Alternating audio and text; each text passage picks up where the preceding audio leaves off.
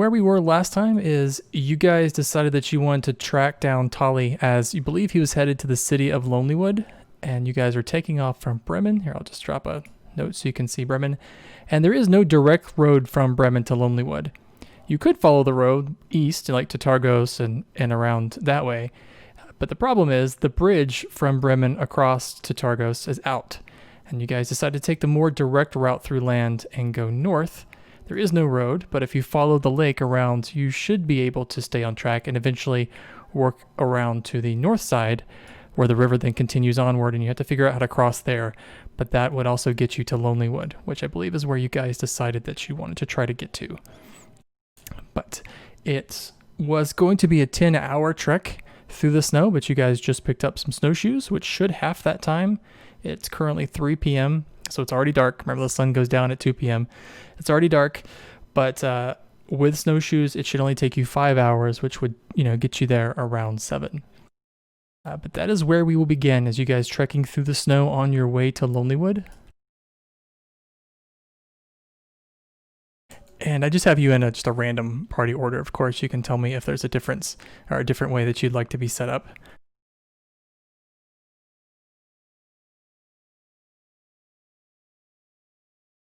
But as you make your way north, you don't see any footprints or anything in the snow, but that doesn't really mean that no one traveled this way ahead of you.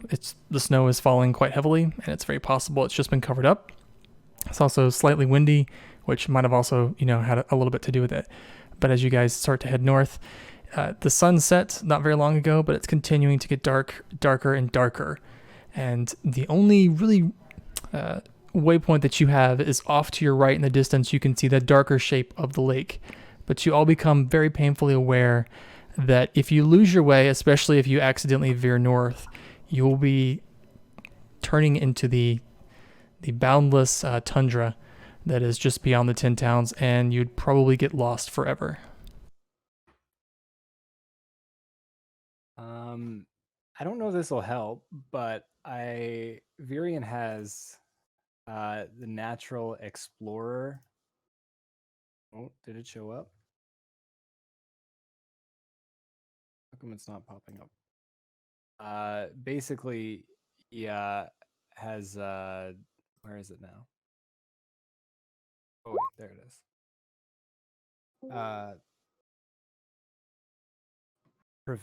Doubled for proficiency skills when he's in his preferred territory.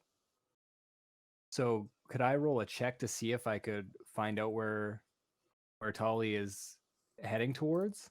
Yeah, that's perfect. And that will also apply when I ask you guys to do like wisdom survival checks. Definitely remember that, because that will definitely come into play. I might forget to tell you to include that, but certainly include that in those wisdom checks. That will certainly apply as you guys start traveling really anywhere in the 10 towns area.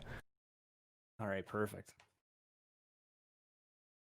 But yeah, to answer your question, you can start trying to track and see if you can figure out, if Tolly or anyone else traveled this way anytime recently. Let's maybe give me a wisdom survival. Again, like you could add your double proficiency to that, of course. All right. So it would be a +2 on wisdom. Hang on, how come this isn't rolling?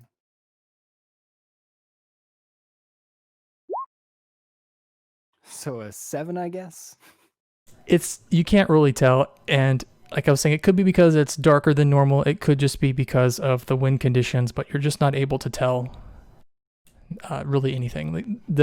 You guys did start out quite a bit later than you think Tolly might have left, so it's very possible that his path would have been covered up by now. And hey, Shizno.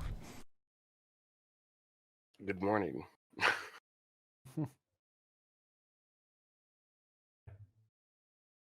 As you guys start on your way, your snowshoes are very helpful, keeping you from sinking down in the snow, so you're not having to do that climb up the snow. It's in many places a few feet deep, in fact, and without the snowshoes, you would sink down and it would be quite a hike. But like I said, that's actually cut your travel time in half having snowshoes. But as you continue, getting started on your journey, the wind begins to pick up more and more. And you've seen this before, but it looks like a blizzard is blowing in.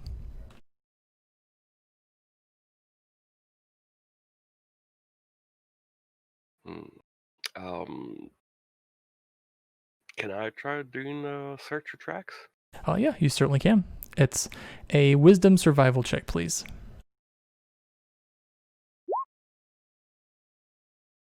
And I don't believe you had advantage there unless you wanted to. Oh, yeah, sorry, I had still disadvantage for some weird reason. We already had a long rest there, right? You still have exhaustion. You guys Oh, did yeah. not stop Okay. and do a rest, so unfortunately, yeah, you still have exhaustion. Okay. So that would be a disadvantage for you. So yeah, it would be a 10, which unfortunately is not going to really give you anything. You also are unable to really tell really much from the surroundings. And as I was saying, the only marker that you guys currently have, because the stars are still covered by clouds, is just off to your right in the distance, still not even very close. You can see the lake, and the really only way you can tell it's the lake is that it's much darker than the snow in front of you. But you know, before you got to the lake, you'd probably stumble on some ice. But as far as what you can tell, landmarks, there just really aren't many. All right.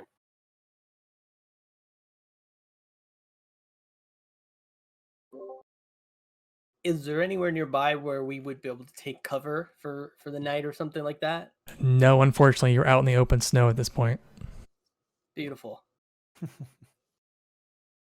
For what it's worth, though, it's still technically in the day, so you won't. It's still freezing temperatures, but it won't be super freezing temperatures until much later.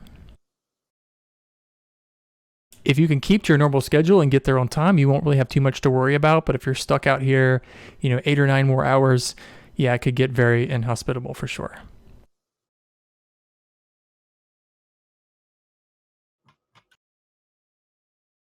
But as you guys continue moving forward, Gurdian, you notice that there's it's like a thin layer of ice that's formed over your body, over your armor. And as you're moving, it's kind of creaking and crunching as you're, breaking it each time you move. But it's so cold it continues to freeze, and that's just that water that you got when you fell into the lake that you never really were able to dry off, and that's kind of reflecting of your exhaustion. Just that ice is slowing you down in all of your joints and stuff. Okay. So let me know who's going to be leading in the front here. Who's going to be navigating you guys through the snow? Probably not Rorgar. Okay. Probably makes the most sense for Varian, but I would let you guys make that decision if you'd like.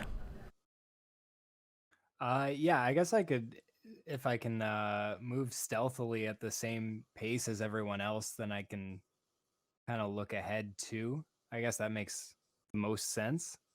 Your thing says you can move stealthily at a normal pace while alone. So how I would flavor that is, if you want to break away from the group, you can move stealthily along with them, just kind of shadowing them if you'd like. What's everyone's thoughts on breaking up the party right away? I'm all for it. That's all I needed to hear. Yeah, I'll break away and start going ahead a little bit just to see if I can spot anything that we might, might come across before everyone else gets there. Okay. And the little group, the 3 remaining, who is going to take the lead there?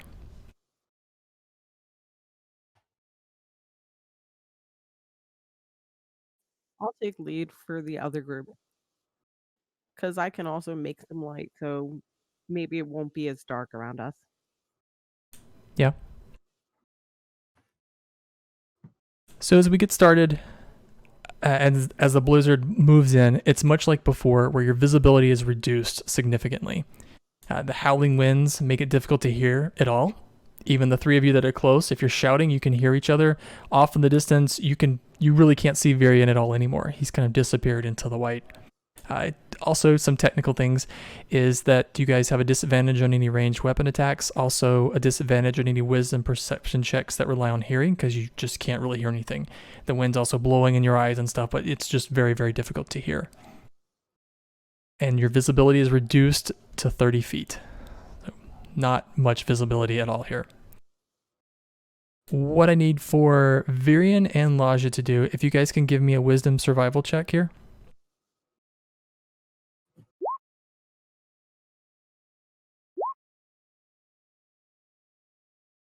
So what happens is, Laja, you manage to lead the group, your 3 folks, through the snow.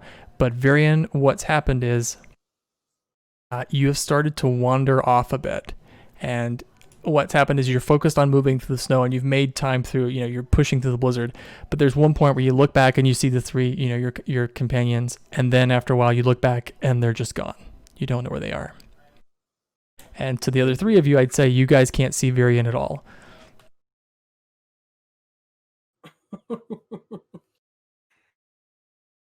All right, good start. I'm on the right path. I guess I just keep on my course since I don't know any better. Laja, are you guys going to look for Varian, or are you just going to keep going?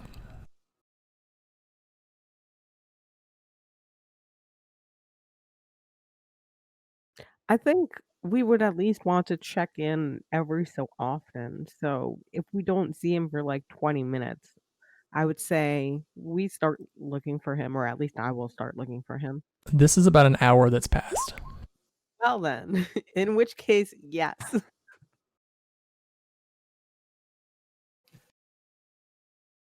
So, Worker, you like to use your divine sense to help you guys find him? No, I misclicked it. I mean, that's a legitimate use of it, actually. You can find the direction of him at least. He's not an evil character. But he's not a celestial fiend or undead. Oh, that's right. Yeah, I don't think he is. At least not Unless yet. he is. He's not yet. Maybe in the future. I think I'm close. I'll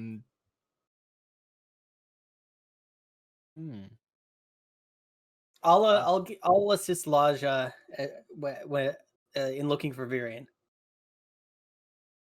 Okay. So, Varian and Laja, if you guys can roll your survival checks again for me. Laja, with Rorgar's assistance, I'll give you advantage.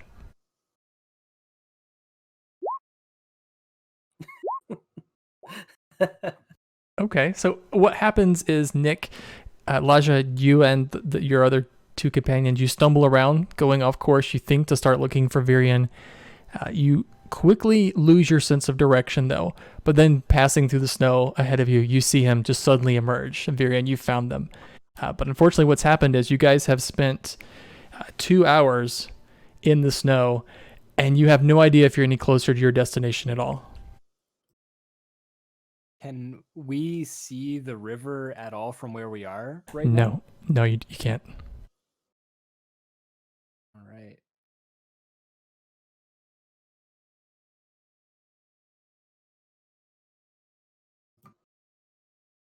We didn't see you for a while. Is everything okay? Were we going the wrong way? No, I think we're right where we need to be, and we're on the right path. Oh, I that's don't good know to hear how then. we managed to find each other, but yeah, I think we're doing okay.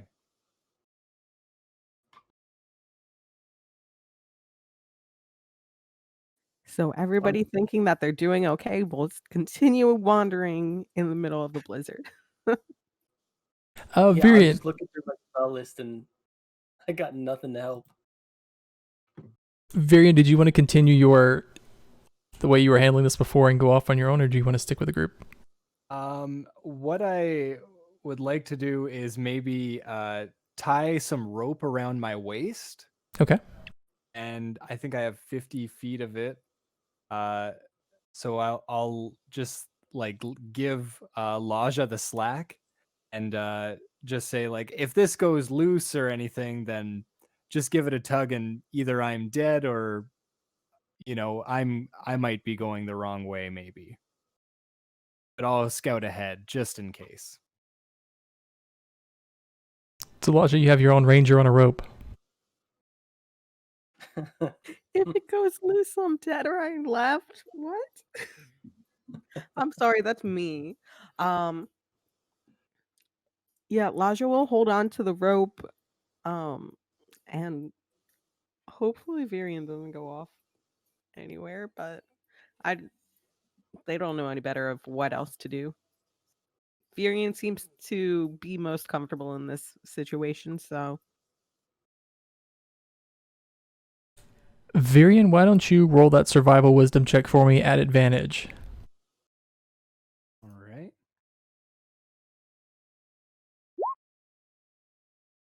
Ooh. A very good roll. An hour passes, and you've trudged through the snow, through the blizzard some more, and you finally catch off in the distance the dark shape of the river. So you do, or the lake, because you actually haven't passed on the other side yet. So you believe you're now headed back in the right direction, and you guys actually start making good time. And Laja, the rope is still, taut. It's not loose or anything, and he's kind of stringing you along as the rest of you follow behind him. I know we didn't discuss any signals, but Virion will give it 2 tugs to let Laja know that everything's A-okay.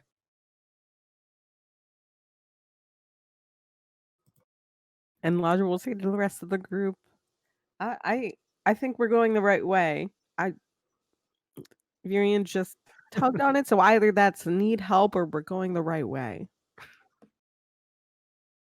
Perfect. And if you I could am give really enjoying this coldness on my dragon scales.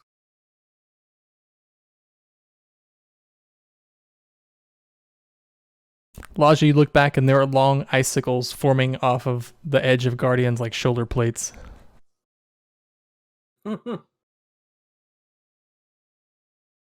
Guardian, are you doing okay? He doesn't really respond. He just kind of looks at everyone, keeps moving.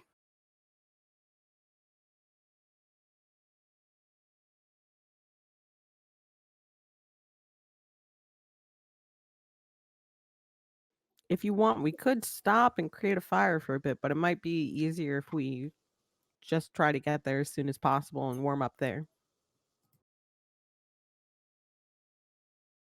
Whatever you're more comfortable with. We will keep moving.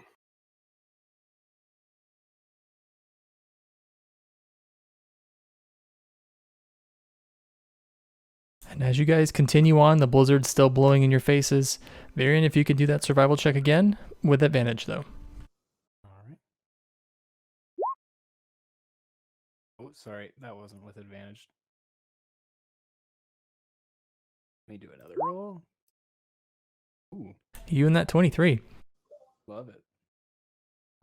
But as you continue to lead the party, Virian, you notice that if you can stay closer to the lake, not too close, but as you move closer to it, there is a small amount of shelter, it seems, from the shoreline, or perhaps it's the way the weather's forming, but the blizzard seems to be a little less powerful, and you still manage to pull the group north along the path that you'd like. So it's another hour of trekking through the snow, but you really feel pretty positive that you guys are moving north in the direction that you'd like. All right. Do we pick up any like footsteps or anything that someone has passed through this way in like kind of recently? I'd say with that check that you made in survival so good, you do see some tracks. You're unsure of what they are, though. They don't look like they're human, though. Okay. Unless it's a really big humanoid. It could be like a Goliath, which are, sometimes 7 or 8 feet tall. It could be that. It's not something that's, 6 feet-ish. They're much taller than that. Okay.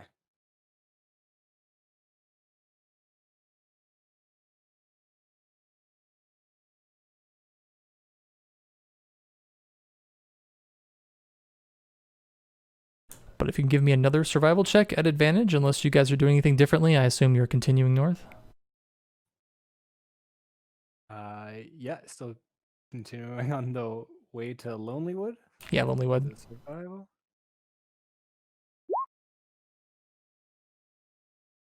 Oh, I didn't have advantage again. I don't think I'll do better, but Yeah, just in you don't case. need it. So again, another hour of moving through the snow. But what immediately catches your attention is, well, first of all, the blizzard lets off. And for the first time in probably 4 days, you guys can look up and actually see stars. And you see the moon, the small sliver. The new moon was about 4 days ago also. But a small sliver of silver shines from the sky and actually gives you a small bit of illumination. But as you guys are moving through the snow, you can see ahead of you, it looks like there are trees, which is interesting or special because ever since you entered Icewind Dale, it's been just rock and snow. In Bremen, there was no features at all, just the buildings and nothing at all. But here you actually see trees, and they're pretty tall trees. They have snow on them, and you can actually see some grass underneath the trees. It looks like where snow hasn't fallen. But you notice that you've reached that point to where the river. I'll throw you guys on the map so you can see what I'm talking about. But you've reached that point, let's say right here, where the Shangon River breaks off from the Lake Meridualden and continues north. So you realize you are going to have to cross the river here somehow.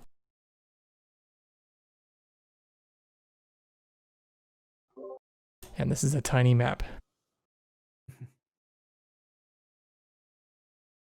But what you've noticed is what should happen is the river should be pouring down into the lake. And actually ahead of you going on north, you can see the river. It's feeding here, pushing down into the lake where it should go. But this waterfall, which should be spilling into the lake, has frozen over. So you can tell, like the large pieces of ice in the river that are moving, that this is actually still freezing cold water. And in fact, where it falls down into the lake, most of that is ice as well. But off in the distance, you can see the water continuing to flow. So you can tell the situation is this waterfall is frozen, but there's definitely water underneath it that's flowing under. And you can pretty much be sure that the ice, further away from the waterfall is probably very, very thin. But you're going to have to figure out a way to get across this, to get to the other side, because that's where Lonelywood is.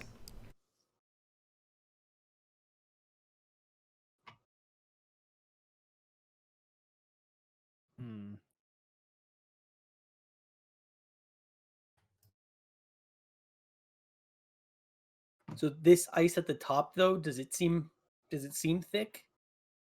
You really can't tell from where you are. It's solid. You would have to investigate it to see if it's solid enough for a person to travel across.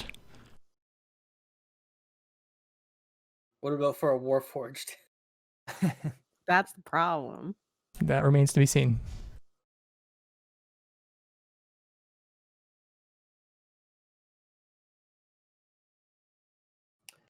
Well,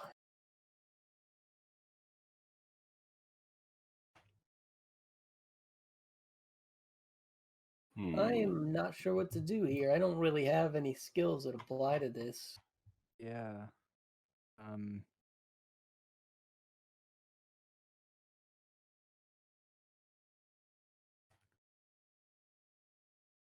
If we were to make use of these trees, would it be long enough, do you guys think?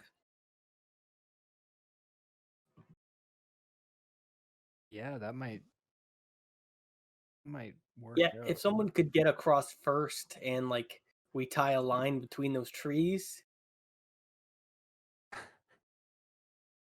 Yeah. Who is the smallest one here? I am the smallest one here, but I don't want to go swimming again. Garden will just look at you for a second and reach down to pick you up. Oh, I have an idea. He's gonna walk towards the edge. Are you ready? He's gonna let's go. I love I'll come everything about alongside it. and be. Oh, whoa! I am not sure this is the right approach.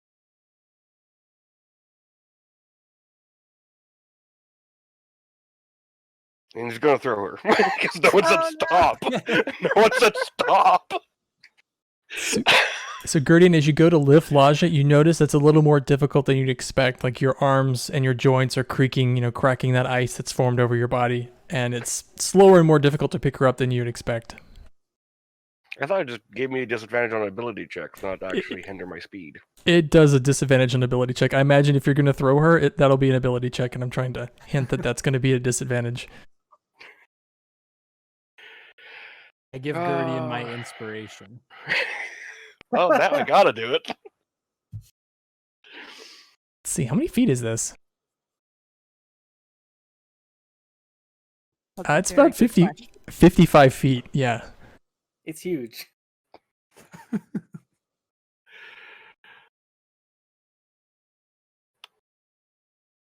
Before we throw, can we tie multiple ropes together? Because the one that I know that we have definitely is 50 feet. I also have a 50-foot rope, so I'll throw that into the pile. Yeah. Rope donation, absolutely. I'm gonna let you do this, but I'm very scared. Guardian's not. Player me, yes. I will treat her as an improvised weapon. It says an improvised throwing weapon has a normal range of 20 feet and a long range of 60 feet. So I believe long range, what would happen is you just have disadvantage on top of your normal disadvantage. So you just disadvantage all the way.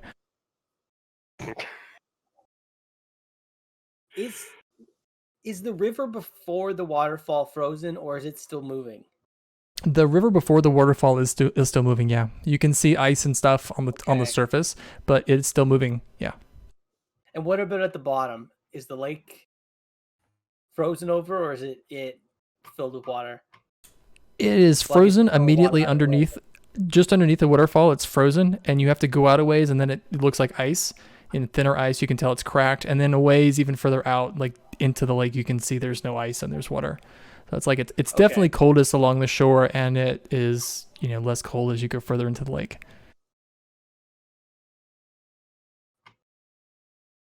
I guess we're doing this though, so Am I getting a blessing for this?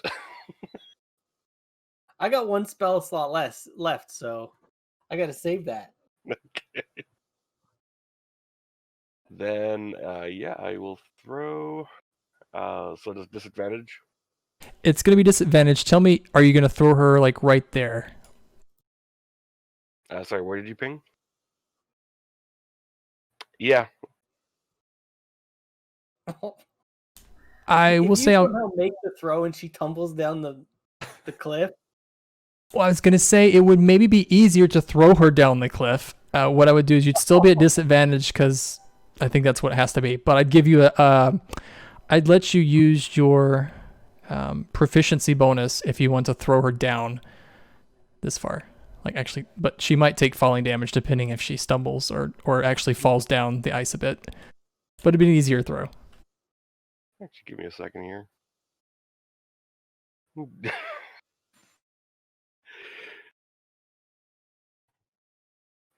Yeah, I'm gonna roll something. Okay, he's gonna do it. oh, okay. So Lasha, yeah. are you cool with this, Lasha? We're gonna use you as a projectile. I'm going with it. I don't know what else to do.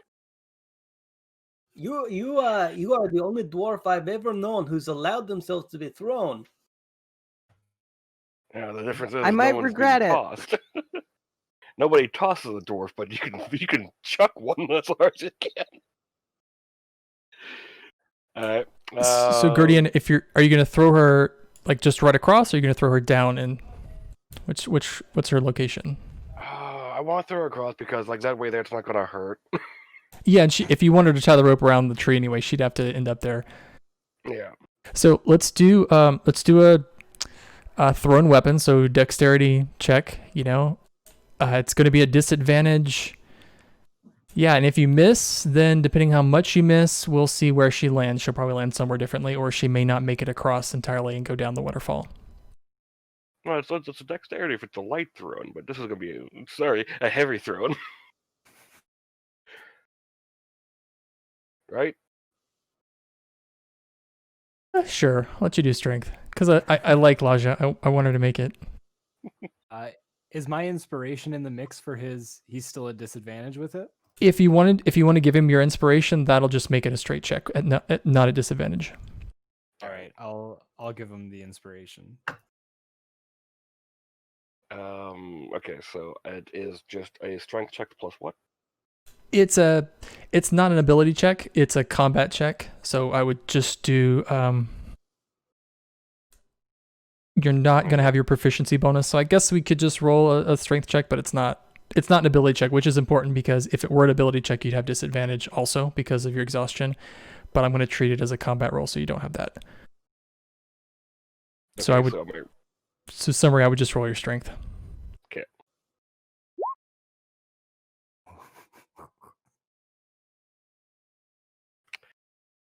Yeah, unfortunately you can use inspiration for another roll if you'd like. Yeah, so I got given one. I'll use mine then to do a reroll. Okay. Ah, There we that's go. good. Nice.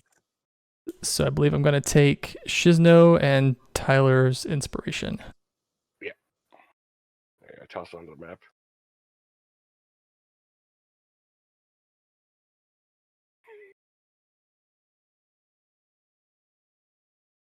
For that brief second as he's about to throw her, like he just like for a split second she feels like he's about to make a mistake and then he just recorrects.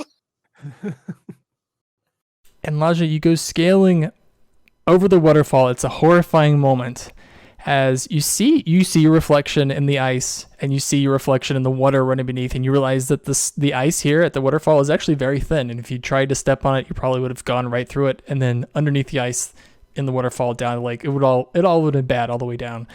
But you do land right on the edge and you manage to hold your balance, but you're there safely across the cliff. Very quickly, I'm going to run over to the tree and I'm going to wrap the rope around the tree, and then I'm going to sit down just for a minute to catch my breath. As you sit down, you notice there's a big pile of snow underneath this tree. And as you tie your rope around the tree, and you tie it off very solidly, this mound of white actually starts to kick off more snow, and it rises up before you. And you see this large form, and you can tell there are horns at the top. It looks at you. It looks almost like a giant ape, but it looks down at you and lets out a huge roar.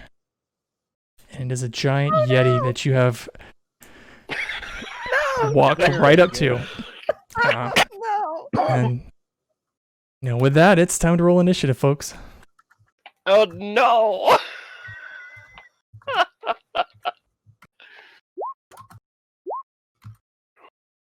Okay. I can't believe you've done this. I can't believe no one said stop. I gave a warning. Yeah. I thought it was a great plan from I start did to want finish. it to happen, but Oh, do I have disadvantage on initiative checks too? You do, Ugh. unfortunately. So it looks like we were all rolling 18s. I'm going to put the Yeti last. So I'll go Laja, Viri, and Yeti. Remember that the blizzard is gone, so that reduced visibility, difficulty at range weapon, all that's gone. You guys can. It's still very dark and it's difficult to see at a far range. And actually, I think Virian, you can see the best. I think at a range of 60 feet, and everyone else has reduced visibility. But other than that, the weather conditions are pretty clear. But yeah, Laja, right next to you is a giant angry yeti. He stands up about 8 feet and he's looming over you. Okay, I hate this. I'm getting up and I'm moving away from the yeti. Are you doing And a disengage? Because you actually... Yes, I am disengaging and moving away. Okay, cool. Sorry, I did not mention that. Because I wasn't going to do anything else this turn. I'm just moving away from the yeti and hoping that everybody else sees that there is a thing over here that is about to attack me.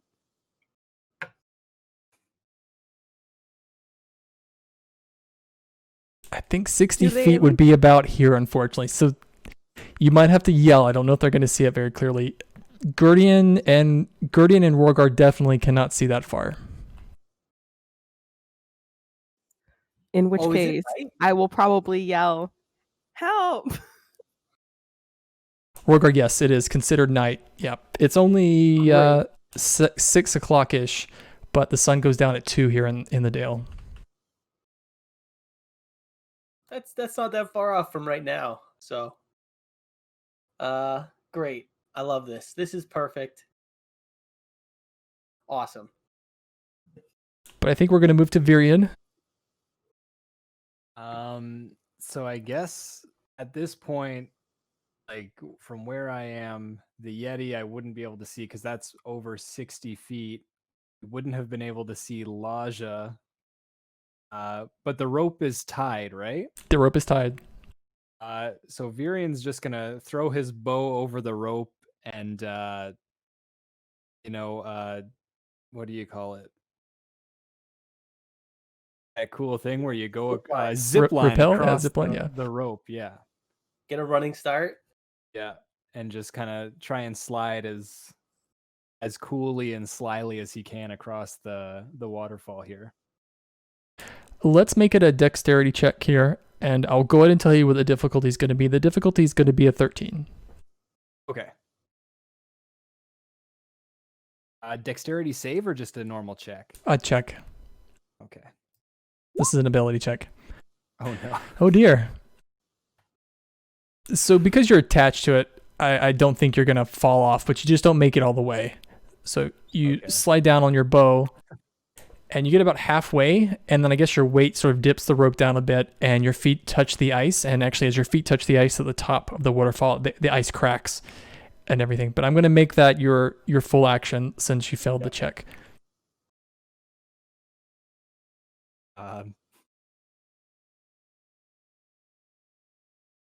Good luck getting around me, guys. But at this distance, I think you can see very faintly, because it's still right at the edge of your vision, you can see this ginormous Yeti. And as he's stood up, he's actually as tall as the tree that he was beside, and you can see Laja retreating away from him.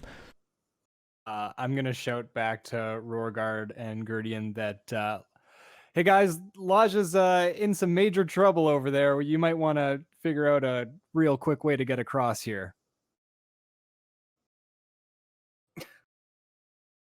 And I will not be able to get out of the way. I'm going to have to scoot across. What happened? Did she break her leg on landing? About 10 times worse than that. Ah, she broke both legs. You're getting warmer.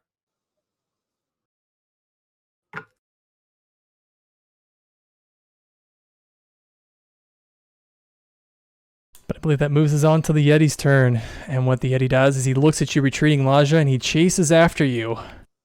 And he looks at you, and you turn, you look at him, and his eyes have this deep glow of blue. And you are affected by the chilling gaze of the Yeti. If you can give me a Constitution save, please.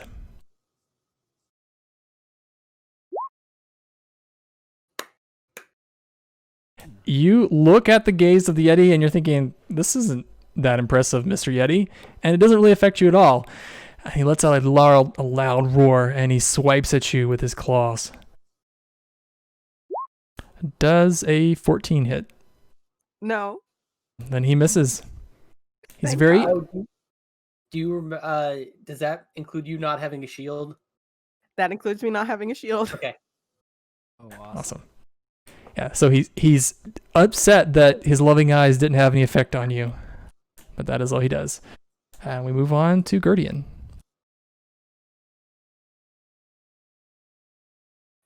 I'm gonna pick up. No, I'm just kidding.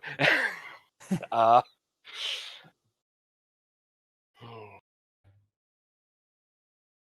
don't have a real safe way to get over there. Yeah, and Gurdian, you can't see either, I should say. You can't see across the... Can't see on the other shoreline. You can't see the Yeti. You can't see Laja. You can barely see Varian as he is like halfway across the gap.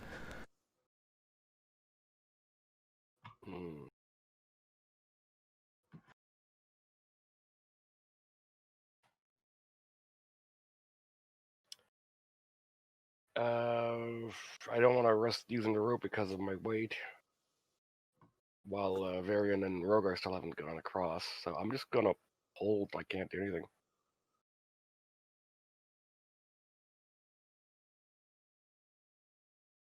And then we're gonna move on to Rogar. I feel like I'm just as boned. Because my hope was that Laja would get to the other side, and I would leisurely make my way down and kind of cross over here to here, from here, and then to here, and be easy. It'd take a little while, but that's gone. You could always test the ice. The only thing you can be certain of, actually Varian is really, maybe Laja are the only two that know this for certain, that the ice at the top of the waterfall is very thin, but as far as lower down the waterfall, you have no idea. It might be stable enough for you to move across, but it would be definitely dangerous. I would like to shoot. Really nothing spell-wise I can do at this distance.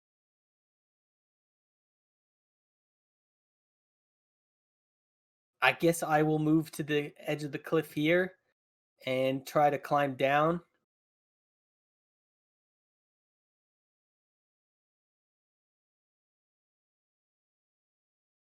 So what we're going to do is treat this as difficult terrain, which means you can move half your movement. Also make you do a dexterity check to see if you don't slip on the ice. I'm not touching the ice yet. Okay, just crawling down. Okay. I'm just crawling down the to here roughly. Okay. So I believe your move is 30. 10, You could 20. you move I like can right get there. to about here if I use all my movement. Yeah. Shoot. I'll do it. And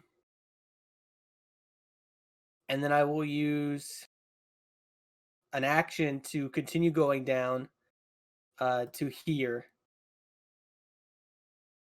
So just to say it too, it's if you fell off of here and you fell towards, the ground, by the rules, it's 1d6 per 5 feet that you fall.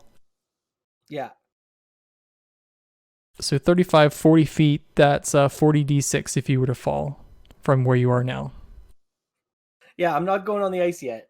Okay, just letting you know that you're very precarious right now. And then as a bonus action, because I can't do it for Laja, I will cast Shield of Faith on Virion, which will give him an extra +2 bonus Okay, to his AC. sounds good. So Tyler, make sure you remember that your AC is +2 for the next 10 turns. Perfect. I'll just bump that up temporarily now. I believe that moves us on to Lasha.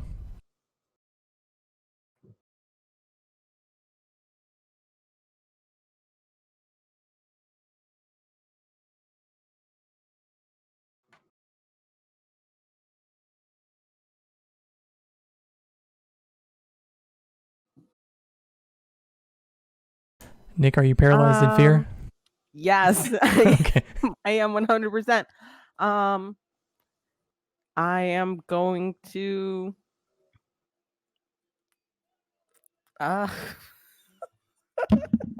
What even weapon do you I have? can't believe this. I have a great club. I can try that. Either that, or I could see if it would fail the Sacred Flame saving throw. Yeah, let's Sacred Flame it. Why not? Have fun with that. I'm doing a dex save, right? Yeah, I'm hoping it's not that dexterous. It is not that dexterous. Let's see, 6 damage. Yeah, it's not much, but it's better than nothing. And I will stay where I am. So as you catch this thing on fire, say maybe its arm catches on fire for that damage, it lets out this tremendously loud roar. And it really starts panicking, like twisting around and swinging its arm back and forth in just utter terror. As it's not like this burn isn't enough to kill it, but it seems to be very, very terrified of this fire that, it's consumed a part of its arm. That's good to know.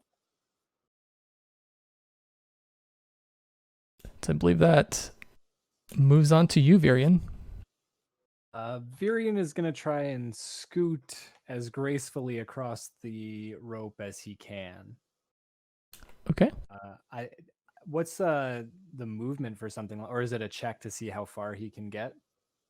Let's treat it as your normal movement, so 30 feet, but you'll need to succeed at that dexterity check. And I think I said it's a 13 that you'll need to succeed on. And then if you succeed, you can move your normal movement and then keep doing your normal action like you would. Perfect. Oh my god. Ooh. I think at a roll that low, I'll let you move half, so like maybe move you right there. Okay. That's fair. So we'll count that as your move. You could try to take an action, although you do have both hands on your bow at this point. Yeah, I guess I'm just gonna try and shout to Rorgar and Gurdian now that I can see that the Yeti's like very up in Laja's business that we need to get over and help Laja ASAP, everybody. if you can do this as quickly as possible, I'm sure they'd appreciate it. What? I don't hear Rorgar.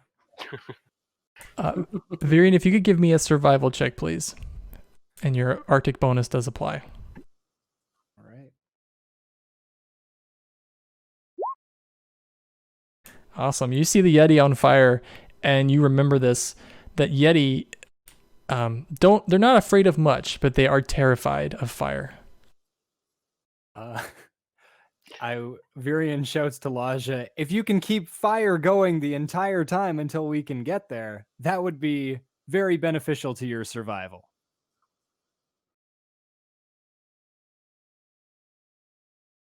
I'll try my best.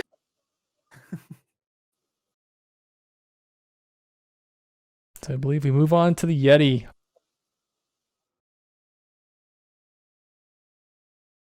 He looks at you again with his eyes, these glowing blue eyes.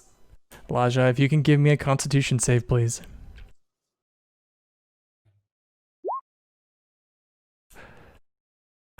Unfortunately, this time his gaze, now filled with anger as you've set him on fire, is enough to cause you to pause for just a moment. And that pause, you take 10 cold damage. Oof. Or do you? That's true. But then following behind that, he attacks you twice with his claws. However, as he's still on fire, his attacks are wild and he just swings over you. Hal's a 12 and Hal's a 13. Nope. Continue. He can't grab you. He's just wildly, not even really looking at you as he's swinging, and he misses in both attacks. But that moves us on to Gurdian. Gurdian, you can't see anything, but you hear lots of yelling and screaming, and you see what might be a fire off in the distance, but you can't see any distinct forms. Does he count as a light source now over there since he's on fire? I'd say a faint light source. Unfortunately, you don't have dark vision, so you can't see. You can't even see 60 feet under dim conditions. So I don't think you'd be able to see details, but you can see the faint glow of fire.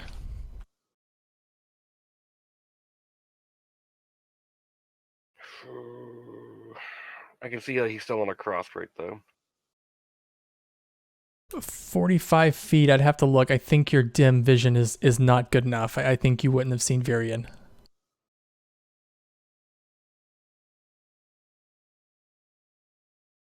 Yeah, screw it. I'm going to take a few steps back, and I'm going to run jump.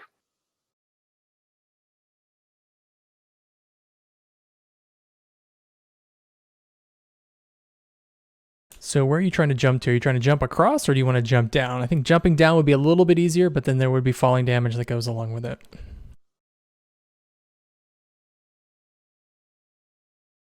I'm just going to try and get across. So as far as I can go, if I land in the water, I land in the water.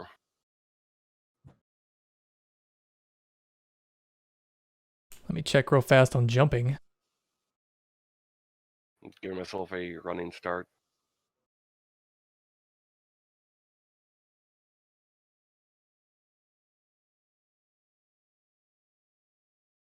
Doing a check here.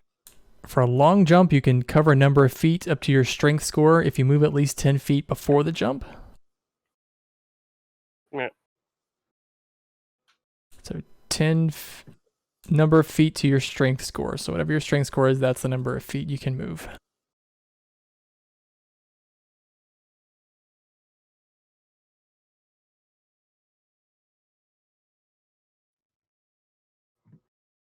Taking a look at you, Gurdian, that's 16 feet. That would not put you across half. That would put you, I'll round up, so you'd be somewhere like right here on the ice. Okay. I just don't want to do it. You wouldn't make it across, though. I could just keep sitting here.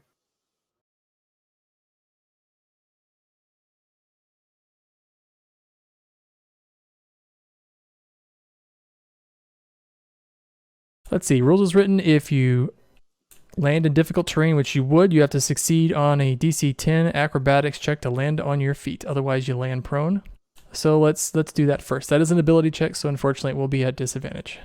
Yeah, I'm just gonna accept the prone. If you can still make the check though, because if you fail, we'll have to take into account ice. So 11, that was good enough. You get a running start, Gurdian. No, it's a 7. For some reason, bless is still being added in. Oh, okay, so no plus. All right, so as you run and jump, Gurdian, you land on the ice and you immediately slip.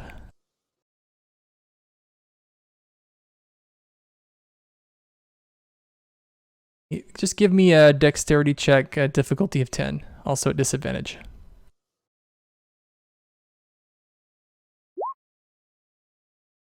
Oh, Unfortunately, you do slip down the ice.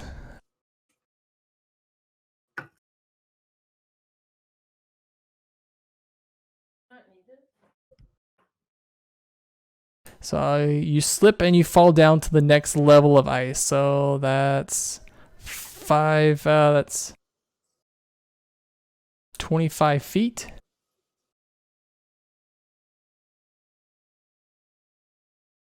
$3d6 of bludgeoning damage. Let me see what that comes to. 15 bludgeoning damage. Jeez.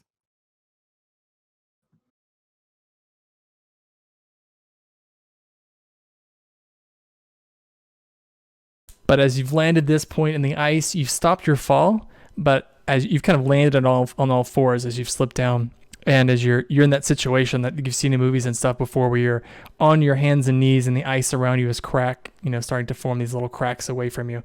But you're not falling, you're not slipping, but you're not so certain you can move without the cracks getting worse. Now that was just your move, so you could take an action if you'd like.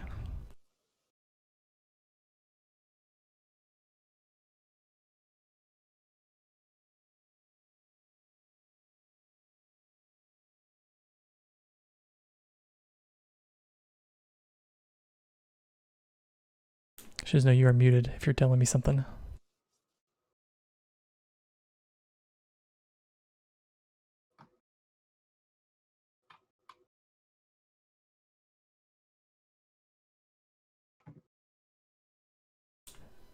Okay, Shizno, I'm going to take it that you want to pass on that action. We'll pass on to Rorgar. Rorgar, you've just seen, well, you could barely see it, but you see the form of Gurdian slipping down the ice. But he's managed to land at a point and he's no longer moving. well, I'll continue with my plan. So I'm aiming to get to here. I don't think I have a movement to get all the way across, but I gotta try. You could try the Gurdian approach and try to jump, or you could try to carefully make your way across. Nope, Rorgar is not a leaper. Let's do this. We'll do sort of like I did with Gurdian. You can move half of your movement across, and the difficulty will be a DC, a dexterity check, difficulty 10, dexterity acrobatics to make your way across. Okay.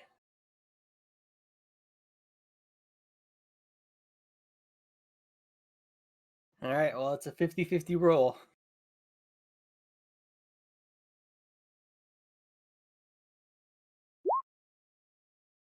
That's good enough. So you can move up to your full move distance.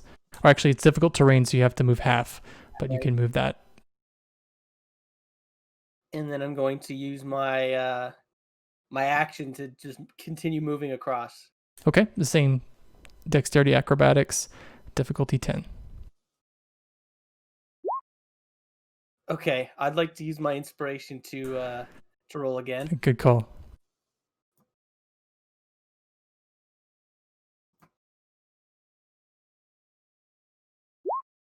Worse. That's no good. So as you start to make your way across, you've gotten halfway across the ice, and then you take another step, and it's very slick, and you also lose your footing and slide down the cliff. I think the next part would probably be about right here. Also 3d6 damage for you as well as you slide down the ice.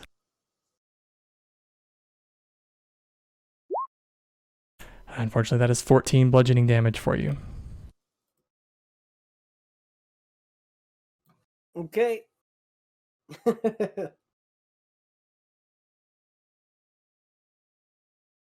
But that takes us back to Lasha. Staring down the Yeti.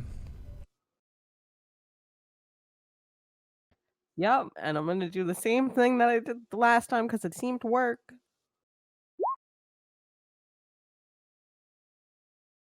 And I need to roll a dex save. That is unfortunately good enough. Then nothing happens. He manages to avoid your sacred flame. Even disadvantage, I still managed to pass it. I'm not sure. Okay. I guess maybe you throw your sacred flame at him and he just avoids it. Yeah, I think that is fair. Okay. There's a lot going on right now. I mean, I could also be slightly unsettled from that gaze.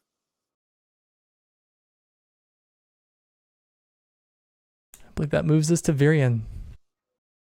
Gonna keep scooting across the rope, I guess. So next check. Yep. Oh my god, come on. This is a comedy of terrors. This is Yeah, we brutal. suck. I think I said with a failed dex check, though, you could move half of your speed. So it was treating it like difficult terrain. So that might be enough to still get you across. Yeah, I guess it would get me just right to the edge there. Yeah. Will that count as my action though, because the save was failed? Yeah, I think it would. Okay. Virion will look back and see if he can spot Rorgar or Gurdian anywhere. You can see Gurdian.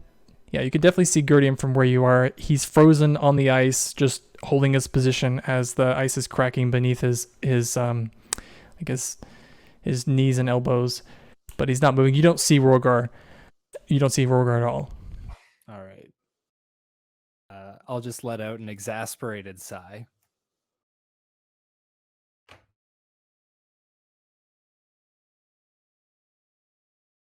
I believe that moves us on to the Yeti. The Yeti once again gives you a... actually, it's the Yeti as he notices you land behind him, Virion, and he turns his gaze towards you. If you can give me a Constitution saving throw, please.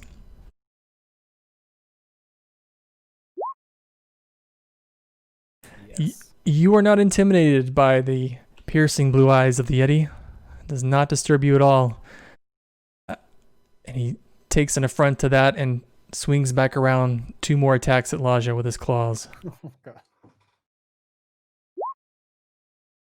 An 8 and a 16. I'm going to use Warding Flare on the second one. Okay. So hopefully it won't be that good.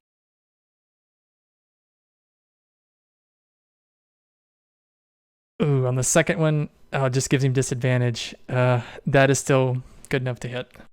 Unfortunately. Well, worth a try. Well, I mean, if What do I 16 hits, then that's a hit. Yeah, that absolutely hits. For 7 slashing plus 3 cold.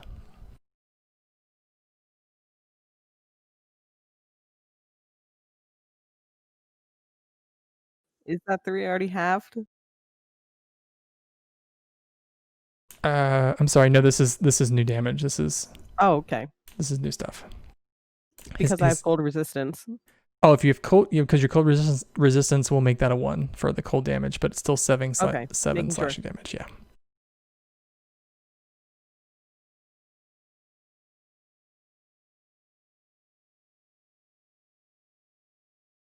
That doesn't feel good, but sometimes that's how it goes.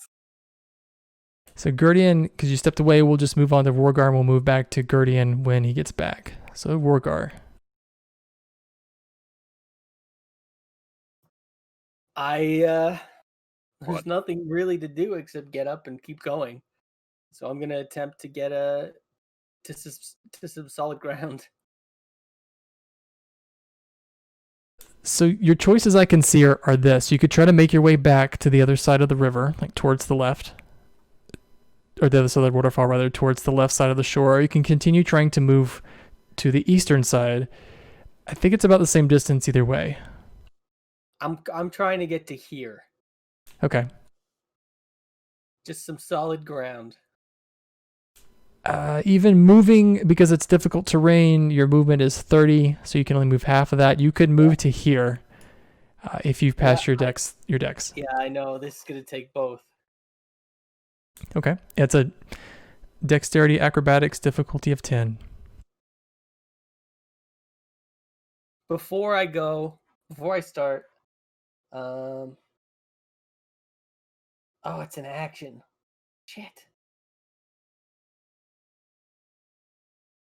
I'll just, as an action, I'm going to lay on hands and heal myself for 5 points.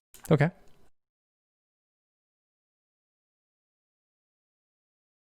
And then I will attempt to move. Okay. Hey, look at you. I'm using my battle axe as to try to keep myself steady on the ice, and it's just not good. You managed to crawl your way almost to the edge of the ice here. You can see a rock outcropping just a few feet away. You can grab a hold of it, but that'll be on your next. Rorgar in his head probably thinks this is the other side too. He probably thinks, "Oh, I've done it. I'm good."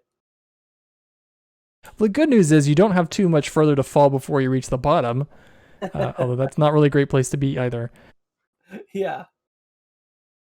But Guardian, if you're back, we can move back to you. Yep.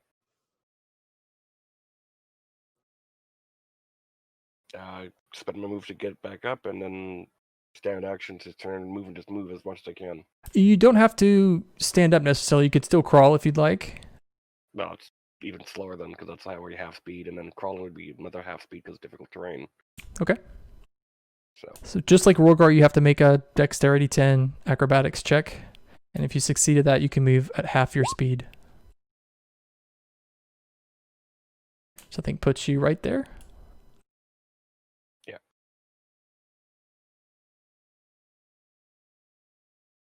From where you are, Guardian, you can see the end of the ice, just a few feet away, maybe 15 feet more away, and you'll actually be off on the other side, away from the waterfall, on the other side of the bank.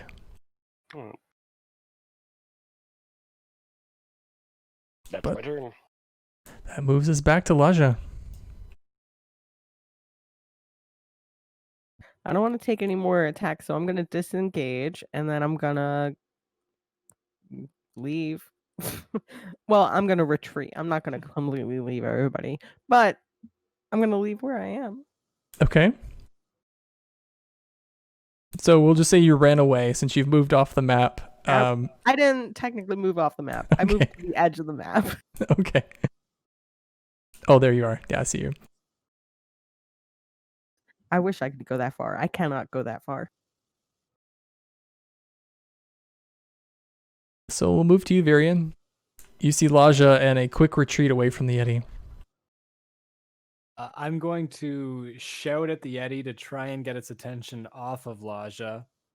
And I'm also going to knock an arrow and try and shoot at it, since it took me 4 friggin' turns to get across here. Okay.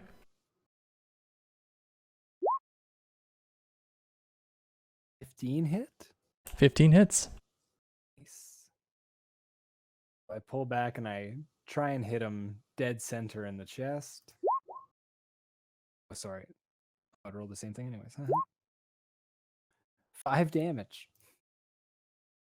Your arrow hits him in the chest and he turns towards you immediately, forgetting about Laja entirely. Perfect. But That's my turn. as he turns, he storms towards you, moving forward just a little bit. And he turns that gaze back on you again, his glowing blue eyes. And as he snarls and roars again, you can see like spittle coming off of his really sharp teeth. But if you can roll a Constitution saving throw for me, please. Oh, no. Ooh, unfortunately, you take 10 cold damage and you're also paralyzed. Now you can take another saving through the end of your next turn. but you are unfortunately paralyzed. I also forgot something. When I took that damage, Shield of Faith is concentration. So I need to make a save for that too. Oh yeah, go ahead. So I think, what did I take? 15? Yeah, 15. Okay.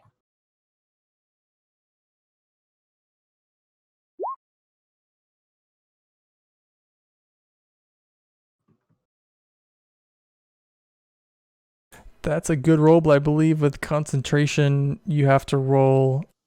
Is it 10 plus the damage you've taken? I think you just have to meet it.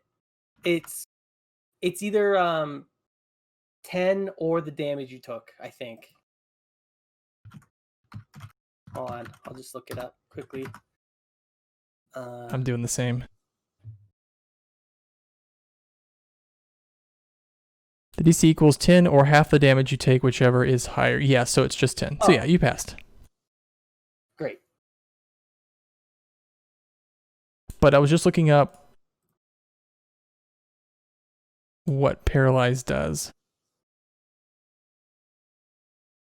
It's bad. So paralyzed, you can't move or speak. You automatically fail dex and saving throws. Attack rolls against you have advantage, and any attack that hits you is a critical hit if they're within 5 feet of you. That's very bad. Yeah, not great. But at least you got that +2 AC.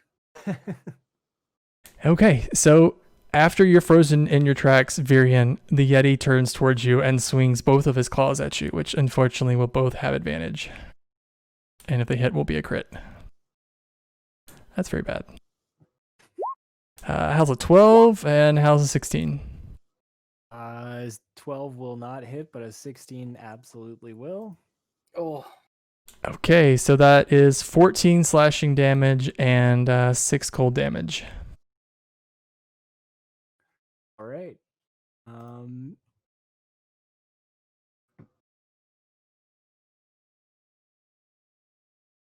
Not dead, but he is definitely knocked out.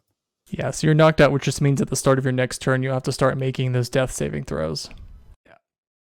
Unless something brings you up to 1 hit point before then. oh boy. Hey, Guardian. Wow. I'm going to try and finish off the bit of distance here. All right. That's again, DC 10. Oh boy. We suck. So, Laja, you do have inspiration you could help out Guardian with. No. I do. Keep the inspiration. You have 4 health. I mean, but we also need some backup here, please. Well, what happens if Guardian fails is he falls down to the next level, which will be like here. Which would be 2d6 of falling damage. Not enough to kill him, but it would probably hurt a lot. Yeah, please take my inspiration. I only have 1 spell slot. It's not going to be a 10. Do your best. Unfortunately, Guardian, as you're making your way within sight of the other side, you take a step and you slip and you fall further down the waterfall. I'm going to put you right here. I believe I said that's 2d6. For 9 bludgeoning damage.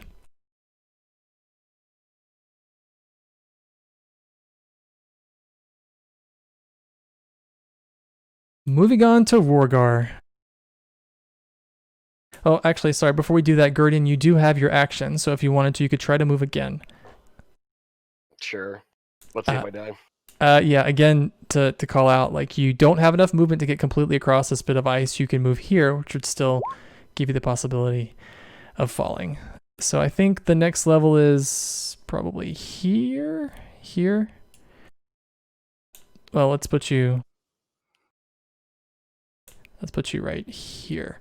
So that's 15 feet, just 1d6.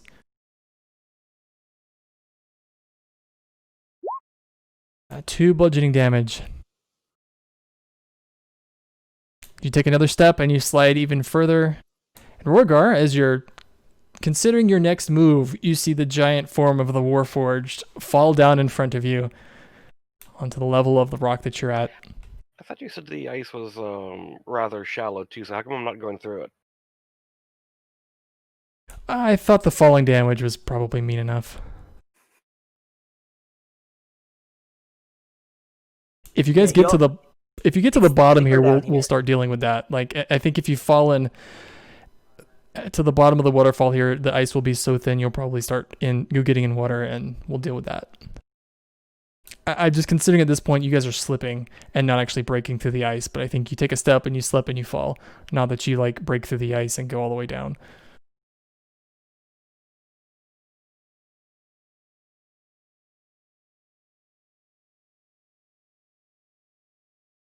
So I'd like to move diagonally here, and here if I can. You can. I think it's still difficult terrain, but I won't make you make a check. You could just make it to here. Okay. And then I'd like to do the same to continue forward, but this time it's straight across the ice. Okay, yeah, you will have to make that check. Okay. Can I like just send you money to get advantage on this one or something?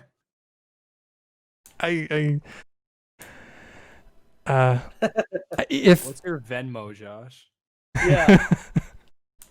yeah, this has definitely not gone the way I thought it would. Can I if I flavor it this way, can I use athletics? Like I'm full on like mountain climbing up now, like using my hand axes to propel myself forward, just trying to go as fast as I can. If you're using more than just your hands and your feet to get across the ice, like if you're actually using axes and stuff, yes, I'll let you use strength. However, if you fail, you'll lose those things. Whatever you're using. Can I use athletics? Yeah, I'd let athletics go. Yeah, but again, if you fail, that means whatever you were using, you'll leave behind. Just someone's yelling at me. Just one sec. Is it the Yeti? All right, Absolutely. sorry. Yeah, so I'll roll an athletics check. Okay. Difficulty 10. Oh, Oh boy. Oh, I think that would put you above Gurdian. Yeah, so that's... Oh boy, you were like right over Gurdian too. That's... turns out that throwing someone across was not a good idea. So what were We you realized using? in hindsight we could have used an arrow. Not me. Yep. this spiraled very quickly. So you do fall about 15 feet, so you'll take 1d6 of damage. Of course, that's a 6. And whatever you were using to get yourself across, you've now lost. I was using my hand axes. So unfortunately, I think those are gone. But you were very close to Gurdian. In fact, you could just reach out and touch Gurdian if you wanted to. I used my action and my movement. I can't do anything else. Okay. Lay on hands is an action.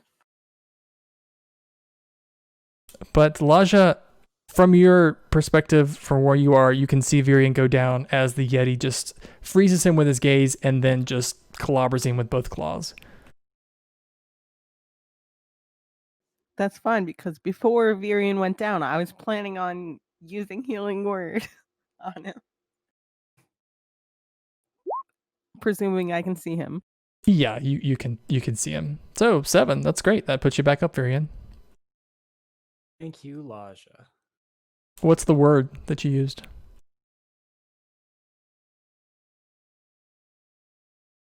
Honestly, I don't have an answer for you. I am too busy being worried about this whole situation. The word is run. I will also move a little bit though. Okay. Hopefully. I don't know.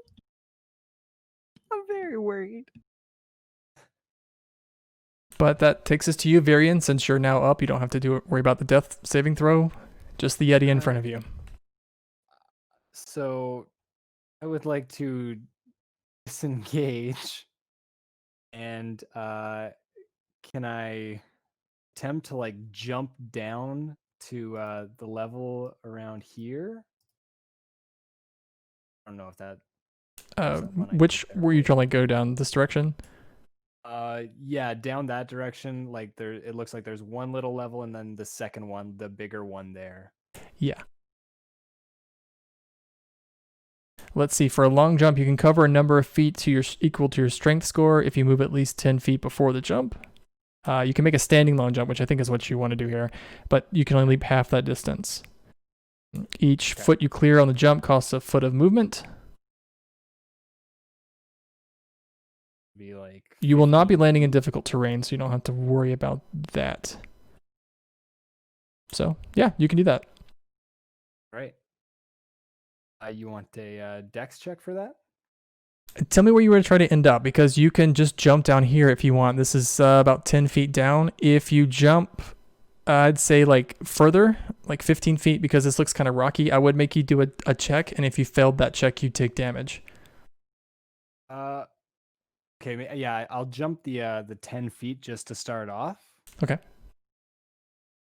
But yeah, it's not And, difficult terrain, so yeah, there's no check to worry about. Okay, perfect. And then if I were to jump again, that be the same kind of thing if I did another 10-foot jump from there? I wouldn't make you do a dex check. That's not very far. That's just 10 feet like you did before. So you could do that. That would use that like would use your action as a move then, and that would complete your turn. But you could move. Yeah, you could move there if you'd like. All right. Yeah, I'll do that. I'll shout to whoever can hear me that there's a Yeti that's on the move trying to hunt us down. Might be best to get on your feet and get away from it as quick as possible. You were technically paralyzed, but I just remember, we'll let that pass because you are knocked out. I will say that Healing Word both healed you and also removed your paralysis. I just remembered that, so that's on me. I also again forgot my concentration check.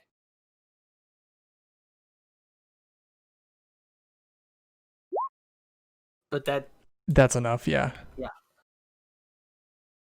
So the Yeti looks around and he sees you jump down Virion, but then he turns around and he catches eyes with you, Elijah.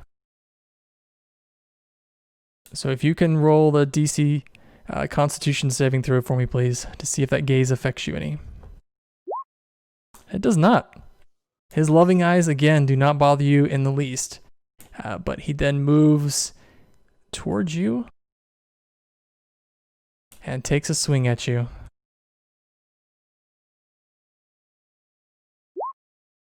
Uh, 23 and a 9. Well, that first one, let's wording flare that because I have a little bit of that left. How's a 15? That hits. So that's 7 slashing and 1 cold. Yeah, I'm down. There's nothing I can do there. Oh dear. So yeah, we move on to Gurdian. Gotta try and move.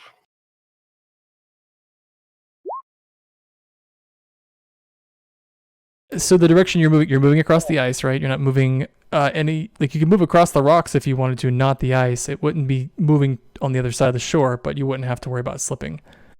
There's nowhere I can go over here to get to the other side to help them. So I'm going to try and go across the ice. All right. So you slip and fall again to the next level, which that'll put you about right here. So that's only about 10 feet, but again, 1d6 of bludgeoning. That's 3 bludgeoning. Oh no. Yeah, I'm out. Jeez.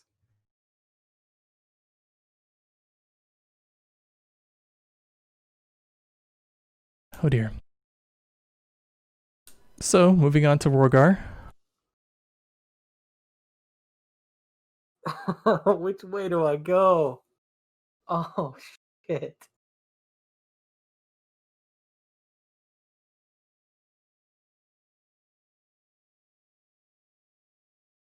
Ah.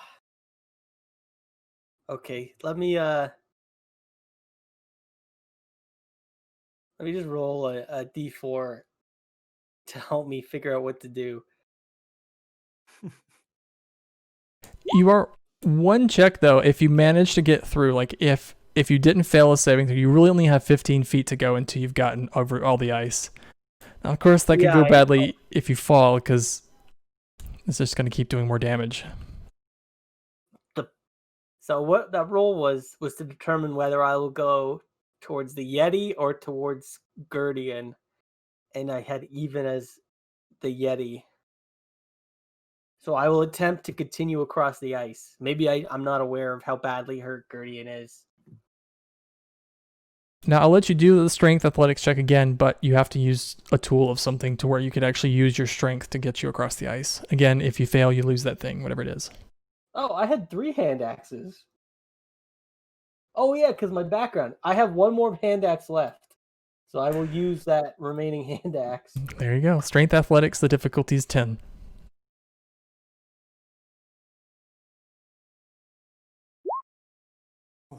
Just enough. You can move across the ice here. I think that would put you there. And then going up will also half my movement, right? Once I get across. Once you get across, yeah, climbing up will be half your movement, but it's not difficult terrain. So my movement's to here, and then to go up it'll be 5, 15, 20, 25, 30. I can get to here. Double check. Hello, friend. Welcome to the party. It appears the ice is not very easy to traverse. Yeah, and there's a Yeti taking swings at Laja up there. Ah, Guardian fell down. I'm sure he's fine, but he fell down.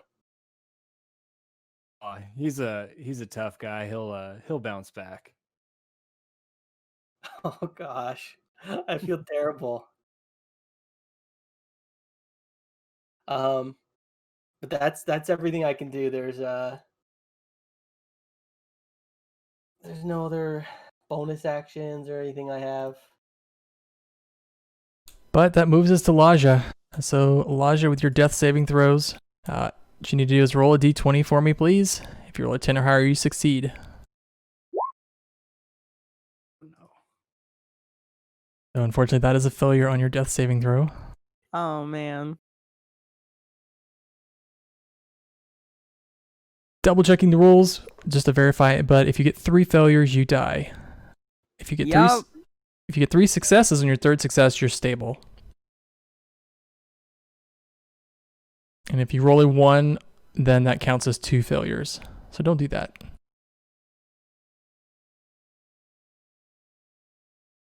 Moving on to Virian. So from where I am, would I have eyes on the Yeti and Laja?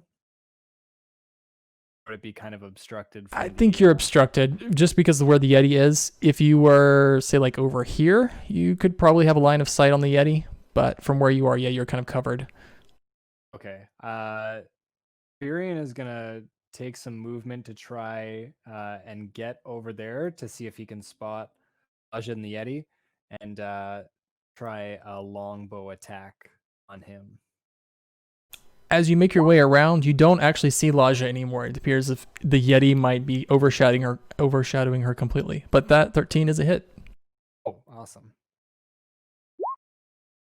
Another 5. And as your arrow hits it, the Yeti turns in your direction. You can see Laja crumpled on the ground in front of him. But he lets out a roar, and he starts to head in your direction. I would like to give Rorgar a heads up. Rorgar, these Yetis definitely don't like fire, so if you get a chance or have any way to start one, it would be a good time.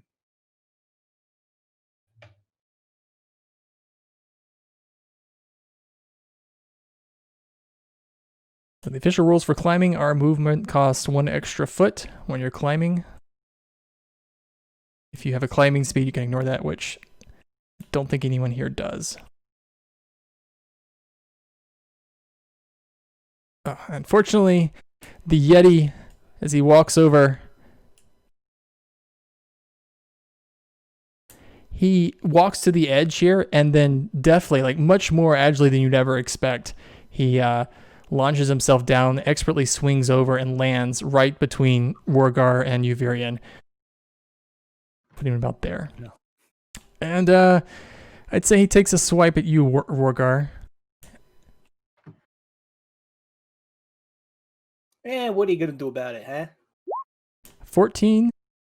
Nope. And a 25. Barely. So you get hit with 7 slashing damage and 3 cold damage. Now I'm resistant to cold. Oh, then we'll say that's 1 cold damage and 7 slashing. I'm fine, see? But Gertie, I need you to make that death saving throw for me, please. Just a 1d20. Hey, put that in your success column. Nice. Shouldn't that be a disadvantage? A death save's not a skill check. Yeah, it's not an ability check. That would be the most brutal thing to make someone make death saves That would hurt. at disadvantage. It's already 50-50 anyway. I think a disadvantage would just be cruel. But onward to you, Rorgar. Right next to you is a giant, very angry Yeti. But you see multiple arrows stuck out of his hide, and one of his arms looks like it's blackened from some kind of fire. If I move to here, would that be considered flanking? Oh, yes, it would. I will move to there, and you almost see Virian's probably the only one who he is the only one who can see this, like a look of relief on Rogar's face that he can actually, do one of the things he's good at.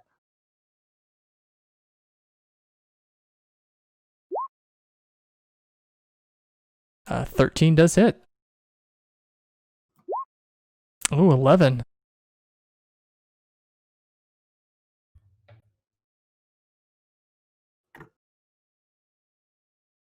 So it's a pretty heavy hit on the Yeti. You slash it deeply across the chest, and there's a big trail of blood behind it. It lets out a gigantic just roar as it follows you as you kind of move behind it, Rorgar. And I think there's maybe 4 turns left of Shield of Faith, just to keep that in mind. Okay. But it takes us to Laja.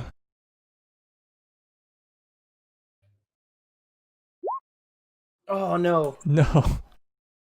Yikes. Well,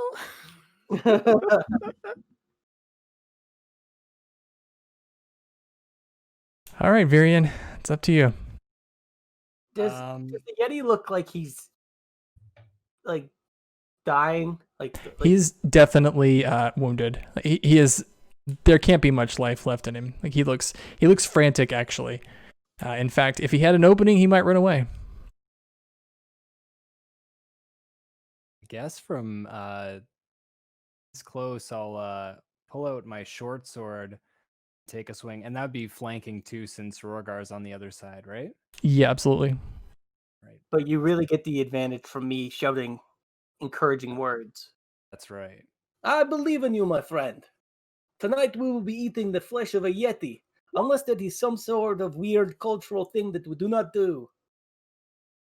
Oh, I like it. We're dear friends. We will absolutely hold hands as we eat Yeti meat tonight. Yay! And Virian, as you draw your sword back, you take a stab into the back of the Yeti, and with a sad kind of whine, it falls over dead. Ah, yes, okay. Thank you. I think it was our friendship that really put this beast in the grave, Rorgar. Yes, it must have been. That and the multiple stab wounds we inflicted upon it. Yeah, of course. Virian. I have the speed. I can get to Laja. Okay. Laja, you get 1 point of lay on hands. Because I was next in initiative. Yeah, we're out of combat too. I appreciate the 1 point. I feel much better. Actually, I guess if we're out of combat, I can give you another 1, 2, 3.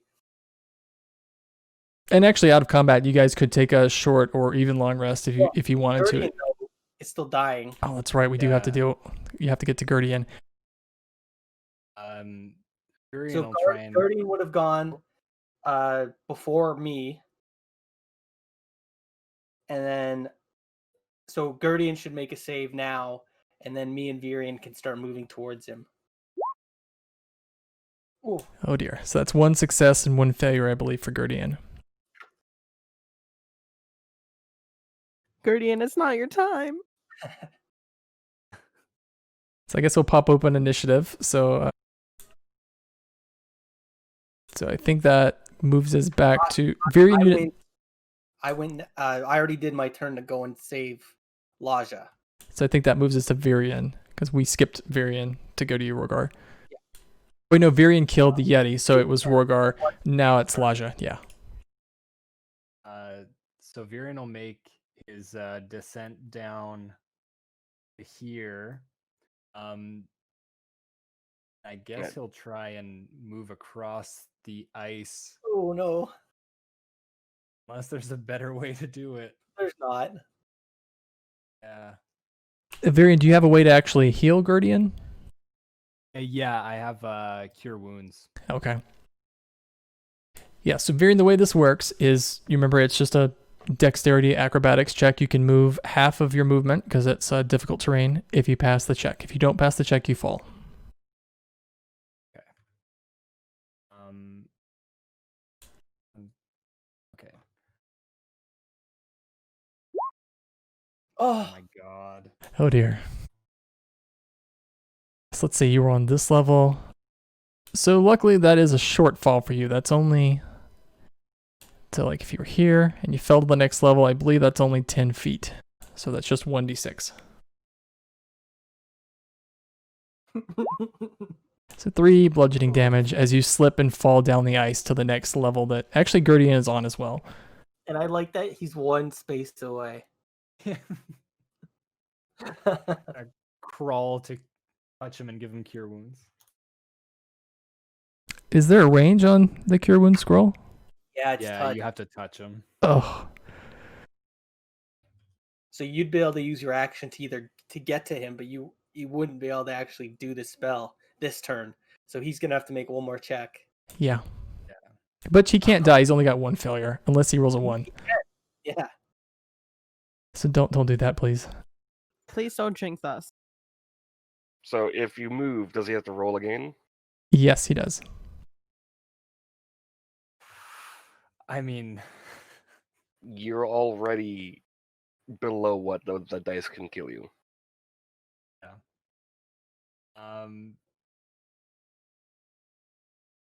wondering if I have anything to like steady myself the way that Rorgar did to Cross.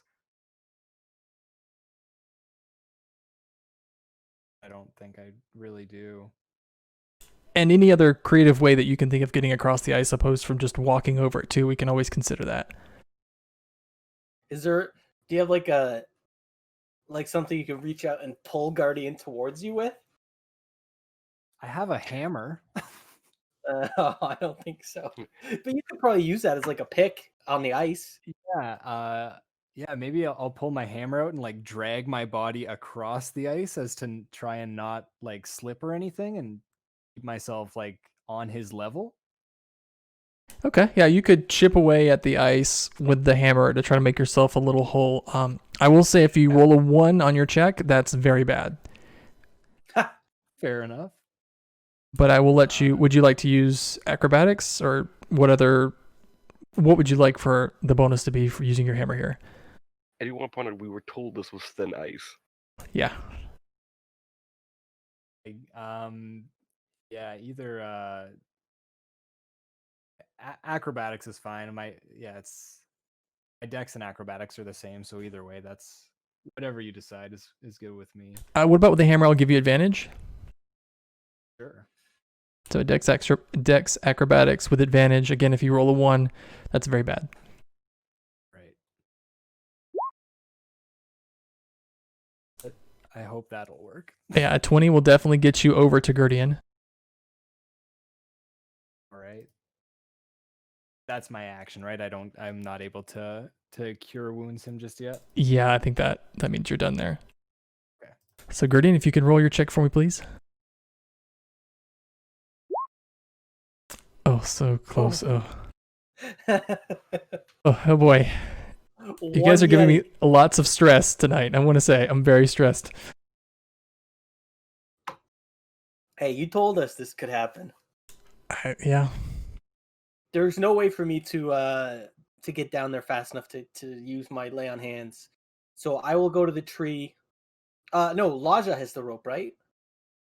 No, she tied it to the tree. She tied it to the tree. Yeah, Yes. it's tied to the tree. So Is we the have other plenty end? of rope. Is the other end tied to the other tree? I'm gonna assume it was. Oh, that's not good.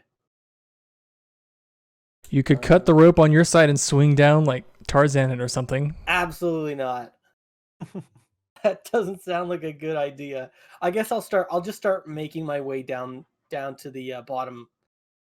Okay. So 5, 10, 15, 20, 25. Action and movement to here. Okay.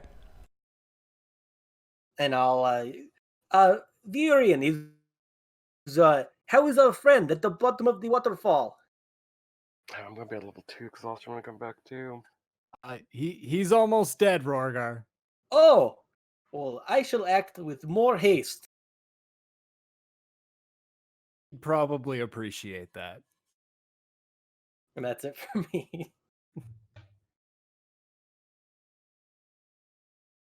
So that moves us to you, Laja. There's also not very much you could do.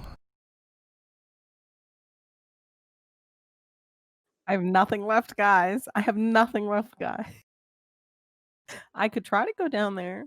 I mean, the only thing I have is spare the dying, but it's touch. Yeah, and if I guess we should both start getting down there just in case something screwy happens and Virian somehow needs to be saved too. Well, Yeah, that's the I'll thing. try to Gar. We're both gonna have to get across this ice, and there's the good chance that I'm just gonna fall again. I think we're gonna be okay for that. And if Varian falls too, We'll help We'll you. be We'll in help you. sticky It's not a big distance left. But let's just focus on this on saving lives, the life here. and the GM mentioned that the ice on the bottom you can just go through. We're choosing not to okay. think about that. We got this. We got this. One hurdle at a time. This isn't like fishing or something hard. Why don't we do this? Just mountaineering. I think we're at the point to where using turns is kind of silly. I think so the very obvious next action for you was to use your spell on Guardian because you could reach out and touch him. So if we could do that roll and to see what Guardian heals for, and then we can go the next steps. I'll let you guys do your plans out of order and everything. Just being in a turn order doesn't make any sense. Hang on. It's 1d8 plus whatever that scroll modifier is. I think it's like +1. Mine is 3. My spell. Wait, is it spell attack bonus? It'll be Spellcasting your ability. spell casting ability. So yeah, probably 3 if it's 3? charisma.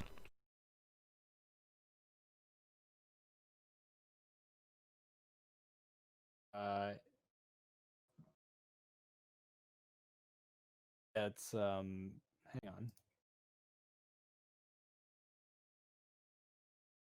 Yeah, is your spell casting wisdom? It's wisdom, yeah.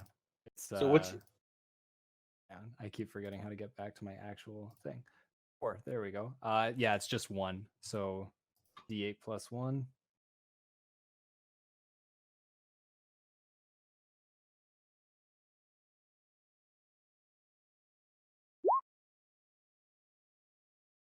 that's 3 enough. points. That's enough. So I guess if we're out of initiative now, Rorgar will be yelling, just wait there. Help is coming, friends. Assuming that the ice underneath them is not cracking or something. No, a Guardian is actually not even on the ice at this point. Virian is. I will go to one of these trees, and try to find a limb long enough that I can reach it out and cut it down with my battle axe. Okay. And then I will go down here and do my best to kind of give them an assist with the limb, and I can kind of also kind of pull them across. The limb can probably assist you 2 squares across. I mean, that would be a 10-foot limb. That would be kind of huge. It's So basically a tree at that point. Yeah. So I guess I need Virian to kind of guide Gurdian's first step onto the ice. Right.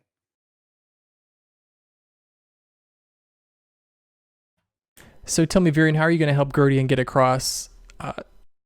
That'll depend what we do this check with. It could just be, it's dexterity acrobatics if you guys are just going to walk across, but if you can think of another way to do it, we can certainly come up with something different.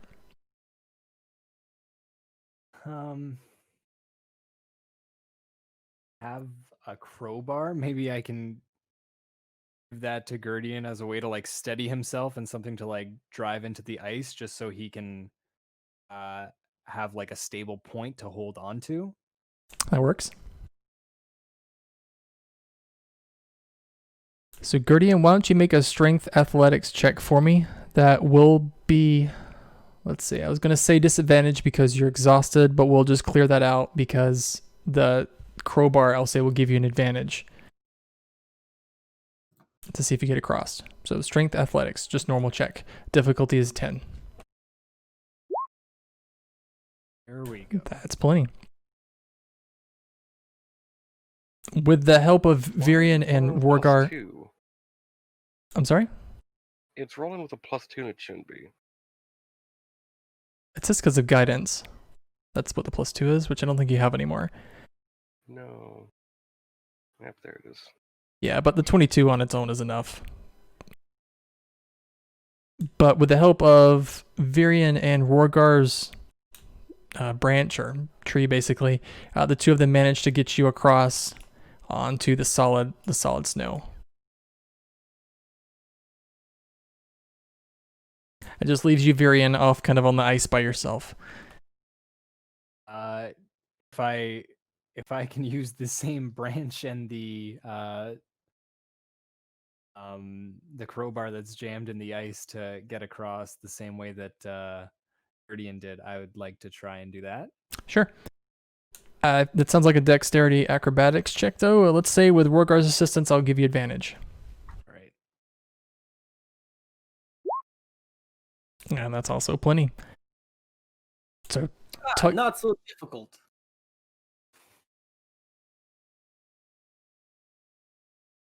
And while they're all getting back over, I would. Oh, Rorgar, don't die, please. I would slowly make my way back down to everybody.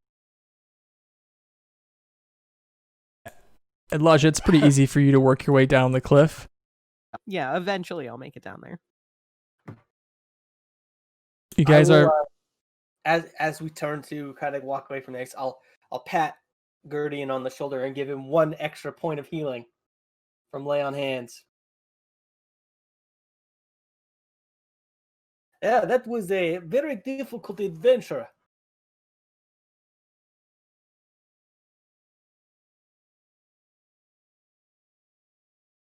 So maybe a rule going forward is we don't throw people in the party anywhere anymore. I'd be willing to agree with that. Do we want to rest here for a while or keep going and try to make it as soon as possible? Do we have an idea how close Lonelywood is from here? Virian, you can tell you guys are probably 2 hours to Lonelywood. All right. It's about another 2 hours from this point here. And what time of day roughly is it? So it's about 6 o'clock now. So that would put it at 8 o'clock, 9 o'clock by the time you guys got to Lonelywood if you did not get lost anymore. So we could always take an hour rest here just to make sure we're not walking with 5 hit points and 4 hit points. Not opposed to that.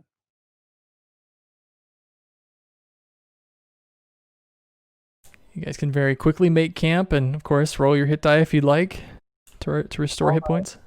I'll light a torch and kind of jam it into the snow like a makeshift fire place. And then I'll eat one of my rations.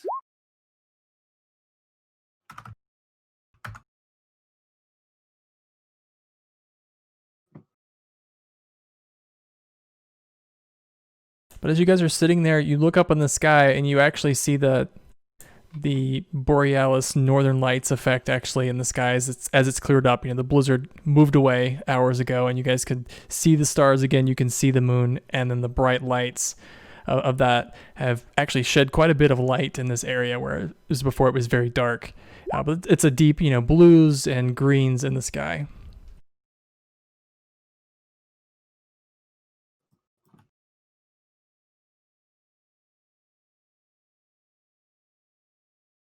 But after I don't know if Rorgar has much to really say after that, because it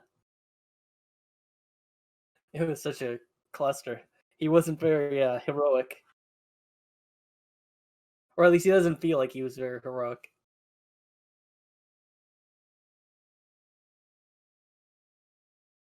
I take it after that short rest that you guys have, that you then get up and start heading back on the path to Lonelywood.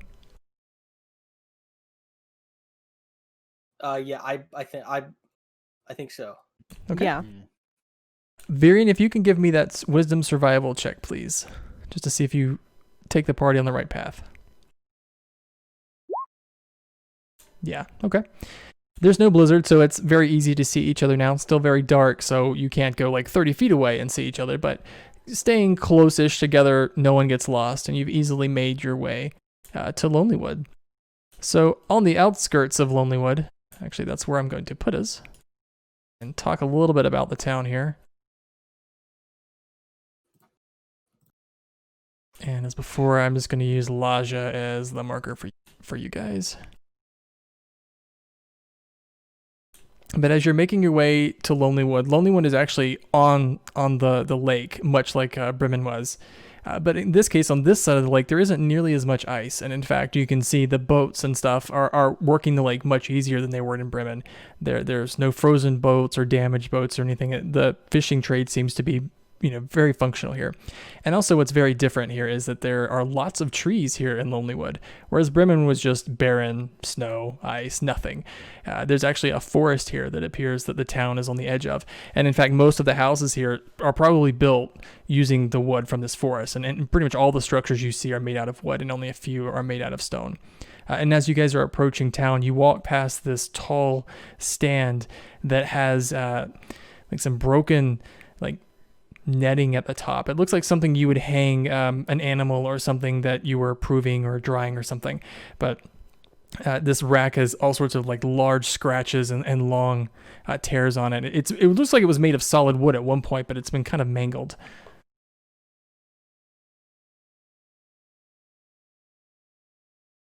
But looking up as you enter the actual town itself, which is on, like I said, there's a forest that stops just before the lake's edge. Approaching you is a very tall, very large Goliath. So Goliaths are humanoid species that pretty much live in conditions just like an Icewind Dale, very cold. He stands almost 8 feet tall, and he's very muscular, very huge. His shaven head, and he approaches you, Laja, and he looks at all of you. Welcome to Lonelywood.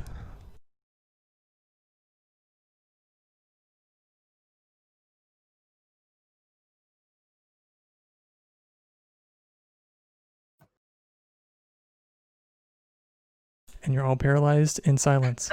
Well, hello, friend. It has been a long and dangerous journey for us to get here. And he looks at all of you who, even though you've healed all of your hit points, I imagine you all look very ragged. And he says, "Oh yeah, I can see the Dale has not been very friendly to you." yes. Me and my friend here," and I point to Gurdian. We fell down a waterfall. Well, a yeti attacked my other friends. It was a difficult challenge, but we were able to survive. Yeti attack. You're lucky to be alive. It's foolish to travel the tundra without an axe beak. An X-Peak? What is this that you say? They are domesticated animals who are trained to travel in the snow and ice. If you intend to survive very long in the dale, I recommend you find yourself some.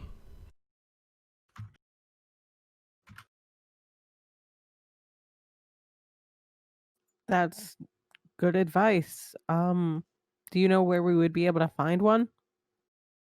Or some?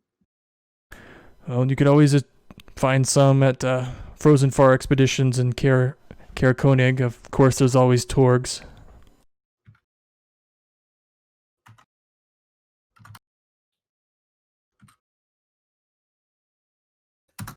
Well, you are the first individual to give us this advice, so I must say thank you. Is there any place where we could find lodgings for the night? Unfortunately, the inn, the Ramshackle, closed years ago. There are no accommodations here. Of course, you could find the speaker, and she may be able to arrange something, but we have no accommodations for outsiders.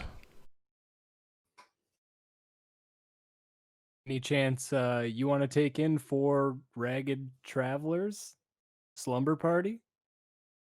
He raises an eyebrow, and he says, no. Very hospitable town here.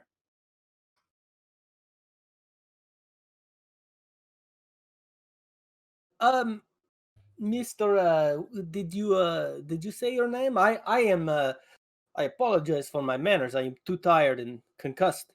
I am Rorgar. I'm known as Marshall Haggard. Marshall, it is nice to make your acquaintance. This is Laja, Gurdian, and this is Virian. We all have come from quite a distance to come here. Have you heard of a man named Tali?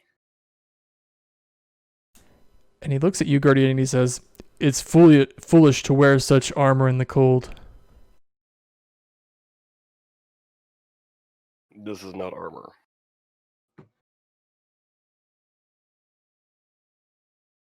And he looks at you again, and he says, one slip in the lake, and you will be a permanent resident.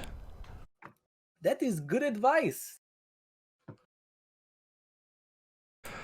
This person, Tali, I know of him. He has frequented Lonelywood before. Does this half elf happen to be here now? I do not recall seeing him. What about a bird, an owl? Surely you jest. I do not keep track of the birds in the sky. This one talks. No, I have not seen it. Of course, I don't trouble myself with those who are coming and going. There may be others who know of your friends' whereabouts at the Lucky Liar. The Lucky Liar, is this some sort of house of ill repute or a library? And he turns and he points back to a larger wooden building, which you see lots of lights coming from it. That is the tavern in Lonelywood.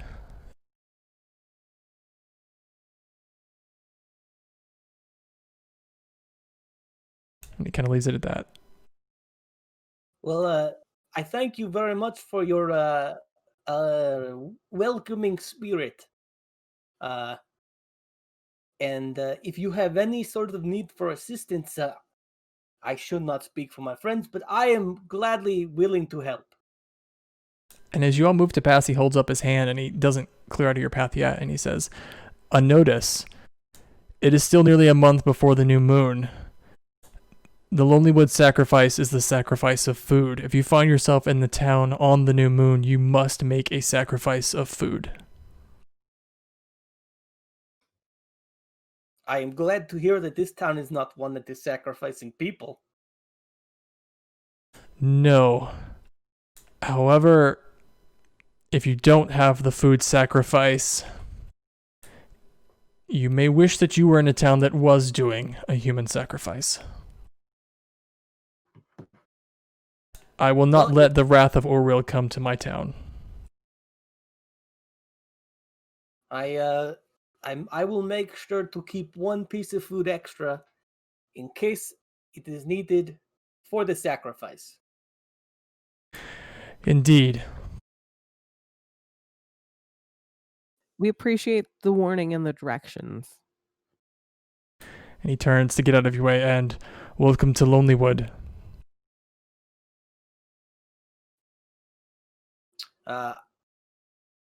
Do we want to make our way to the inn?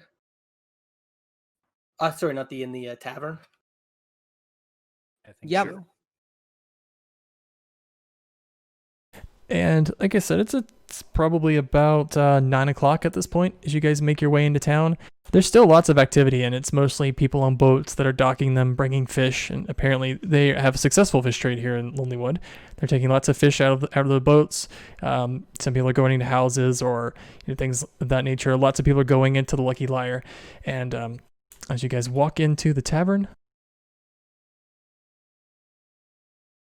very small map. The tavern is actually full of people. Very different than Bremen. So I'm going to drop your tokens in.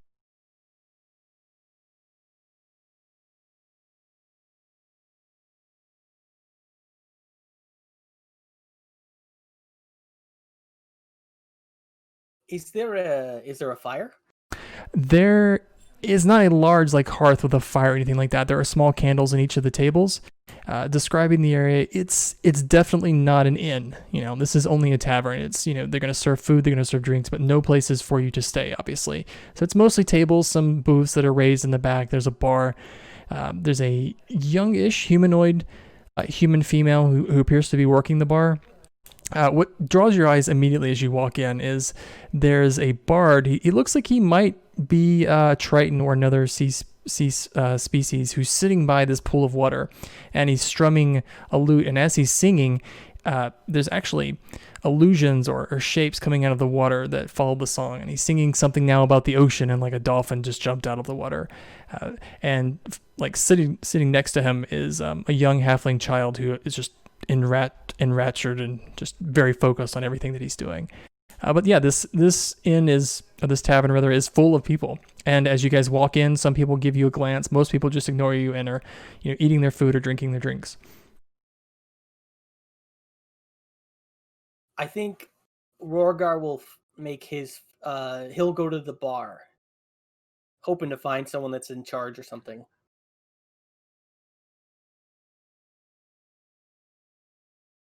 Rorgar, as you move up to the bar, this young human that I described before, she walks over to you and she says, welcome to the Lucky Liar. My name is Danae. Would you like something to drink?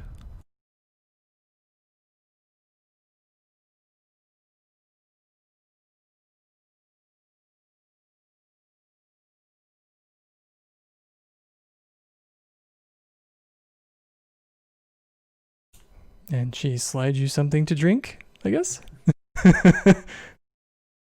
She's talking to Rogar, right? Yeah, talking to Rorgar, who went over to the bar.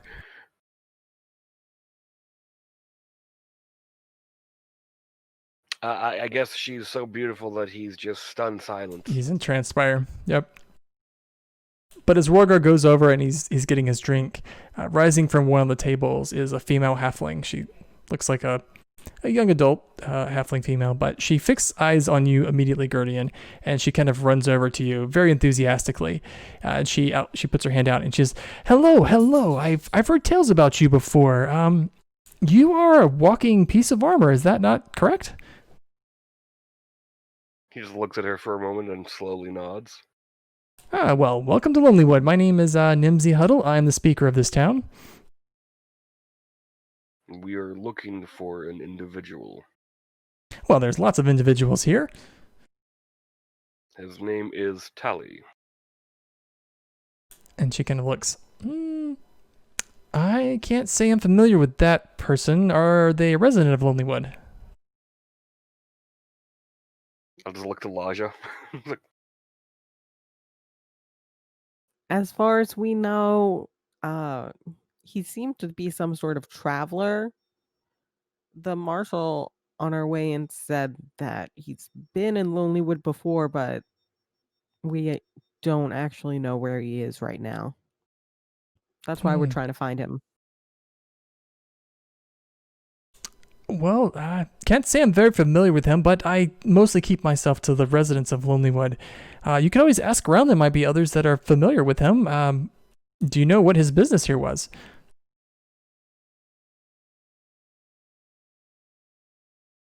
The truth? Kidnapping. He has She, taken someone we believe is one of our friends. We're trying to intercept him. she puts her hand to her mouth. Oh dear, kidnapping. I hope your friend is okay. Well, we don't have any kidnappers here, I promise you. Marshal Haggard does a great job of taking care of those.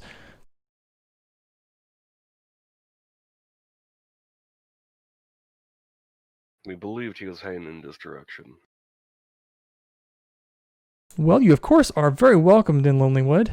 You will find we don't have too many accommodations. Most people come here for the quietness, and being the northernmost of the 10 towns, we kind of enjoy that seclusion. As of yet, we don't actually have any accommodations for outsiders. However, I do have a little bit of space in my attic that I do sometimes loan out to those who are new to the area. If you'd be interested in staying in the town for any amount of time, you're certainly free to use it. I That believe we would could be use some wonderful. rest. We'd be happy to help you with anything that you need while we're in town as well. And she kind of looks down and she steps in closer to you two, and she says, I'm a little hesitant to ask, but it's such a problem that, well, you all seem very capable, and she looks at you, Guardian. I've heard stories of someone like you before, which, well, if they're to be believed, I think you could maybe help us with this problem. Well, there's a creature that comes out of the forest, and it's been causing a lot of our hunters problems. You see, here at Lonelywood, we're very fortunate. We have lots of sources of food. However, this creature has been, well, putting some of that, one of our major food sources at risk. It's, well, this is a little embarrassing to say. It's a giant moose.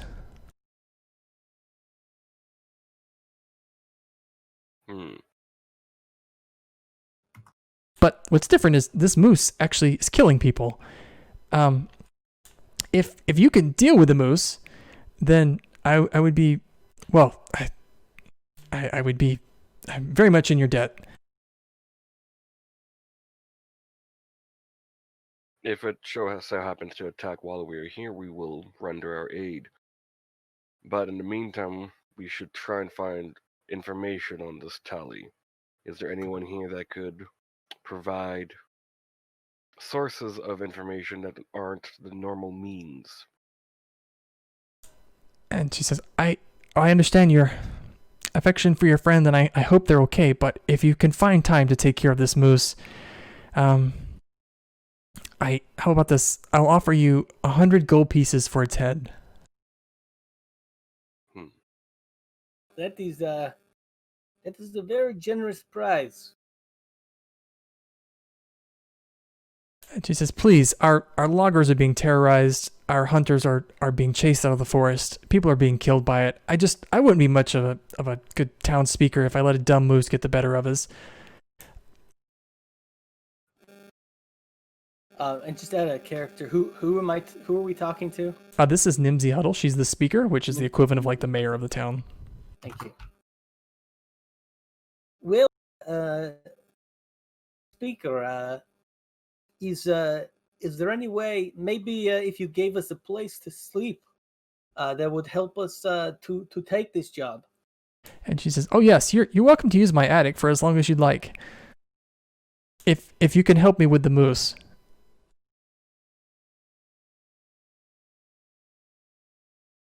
And this moose has been terrorizing the people of the city? Yes, it's It seems a little silly for a moose to be killing people, but it's killed about 8 people now. Some 8 people. people. Yes, there are rumors that it even talks. A talking moose? I know, a murderous talking moose. I feel silly saying it, but like I said, it's been killing people.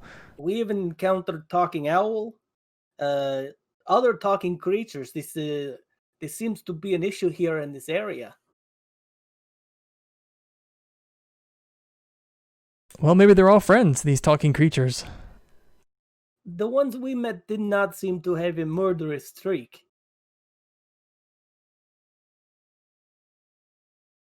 As far as your friend, there might be other people that know this other person you're looking for. She points over to the bard and she says, "That's Danby. He gets around the 10 towns quite a bit. He might know. Of course, others in town might give you more information as well. I must confess, maybe you can always ask Iskri at the Happy Scrimshander. She's the local shopkeeper."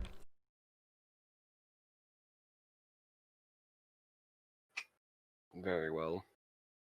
We will I take think the that's attic. up. I keep interrupting you. You can go first.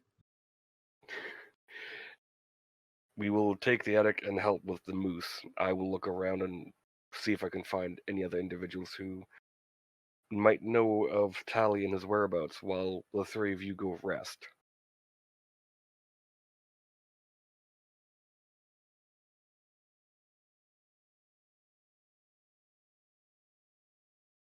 Are you sure that you don't want to rest as well? I will be back in a couple of hours.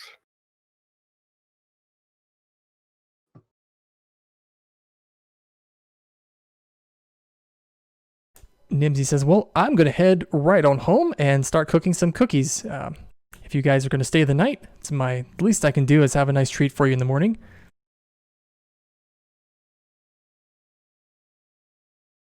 And she kind of bounds off. She bounds off and heads towards the door.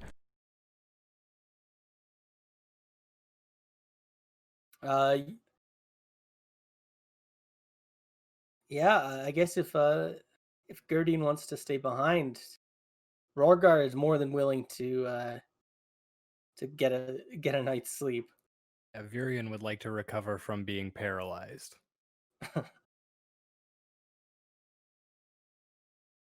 I think resting is a good thing for us to do.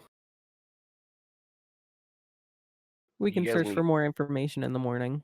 You guys need 8 hours? I only need 6. That's why I'm going to be doing a couple of things for a couple of hours. Is the attic we have in here, or is it somewhere else? It's the speaker's house. I forgot to tell you where that is, but we can just assume that before she took off, the speaker told you where her house is. Okay. Yes, please, just remember, do not fall in water, and be careful of waterfall and ice. Yes.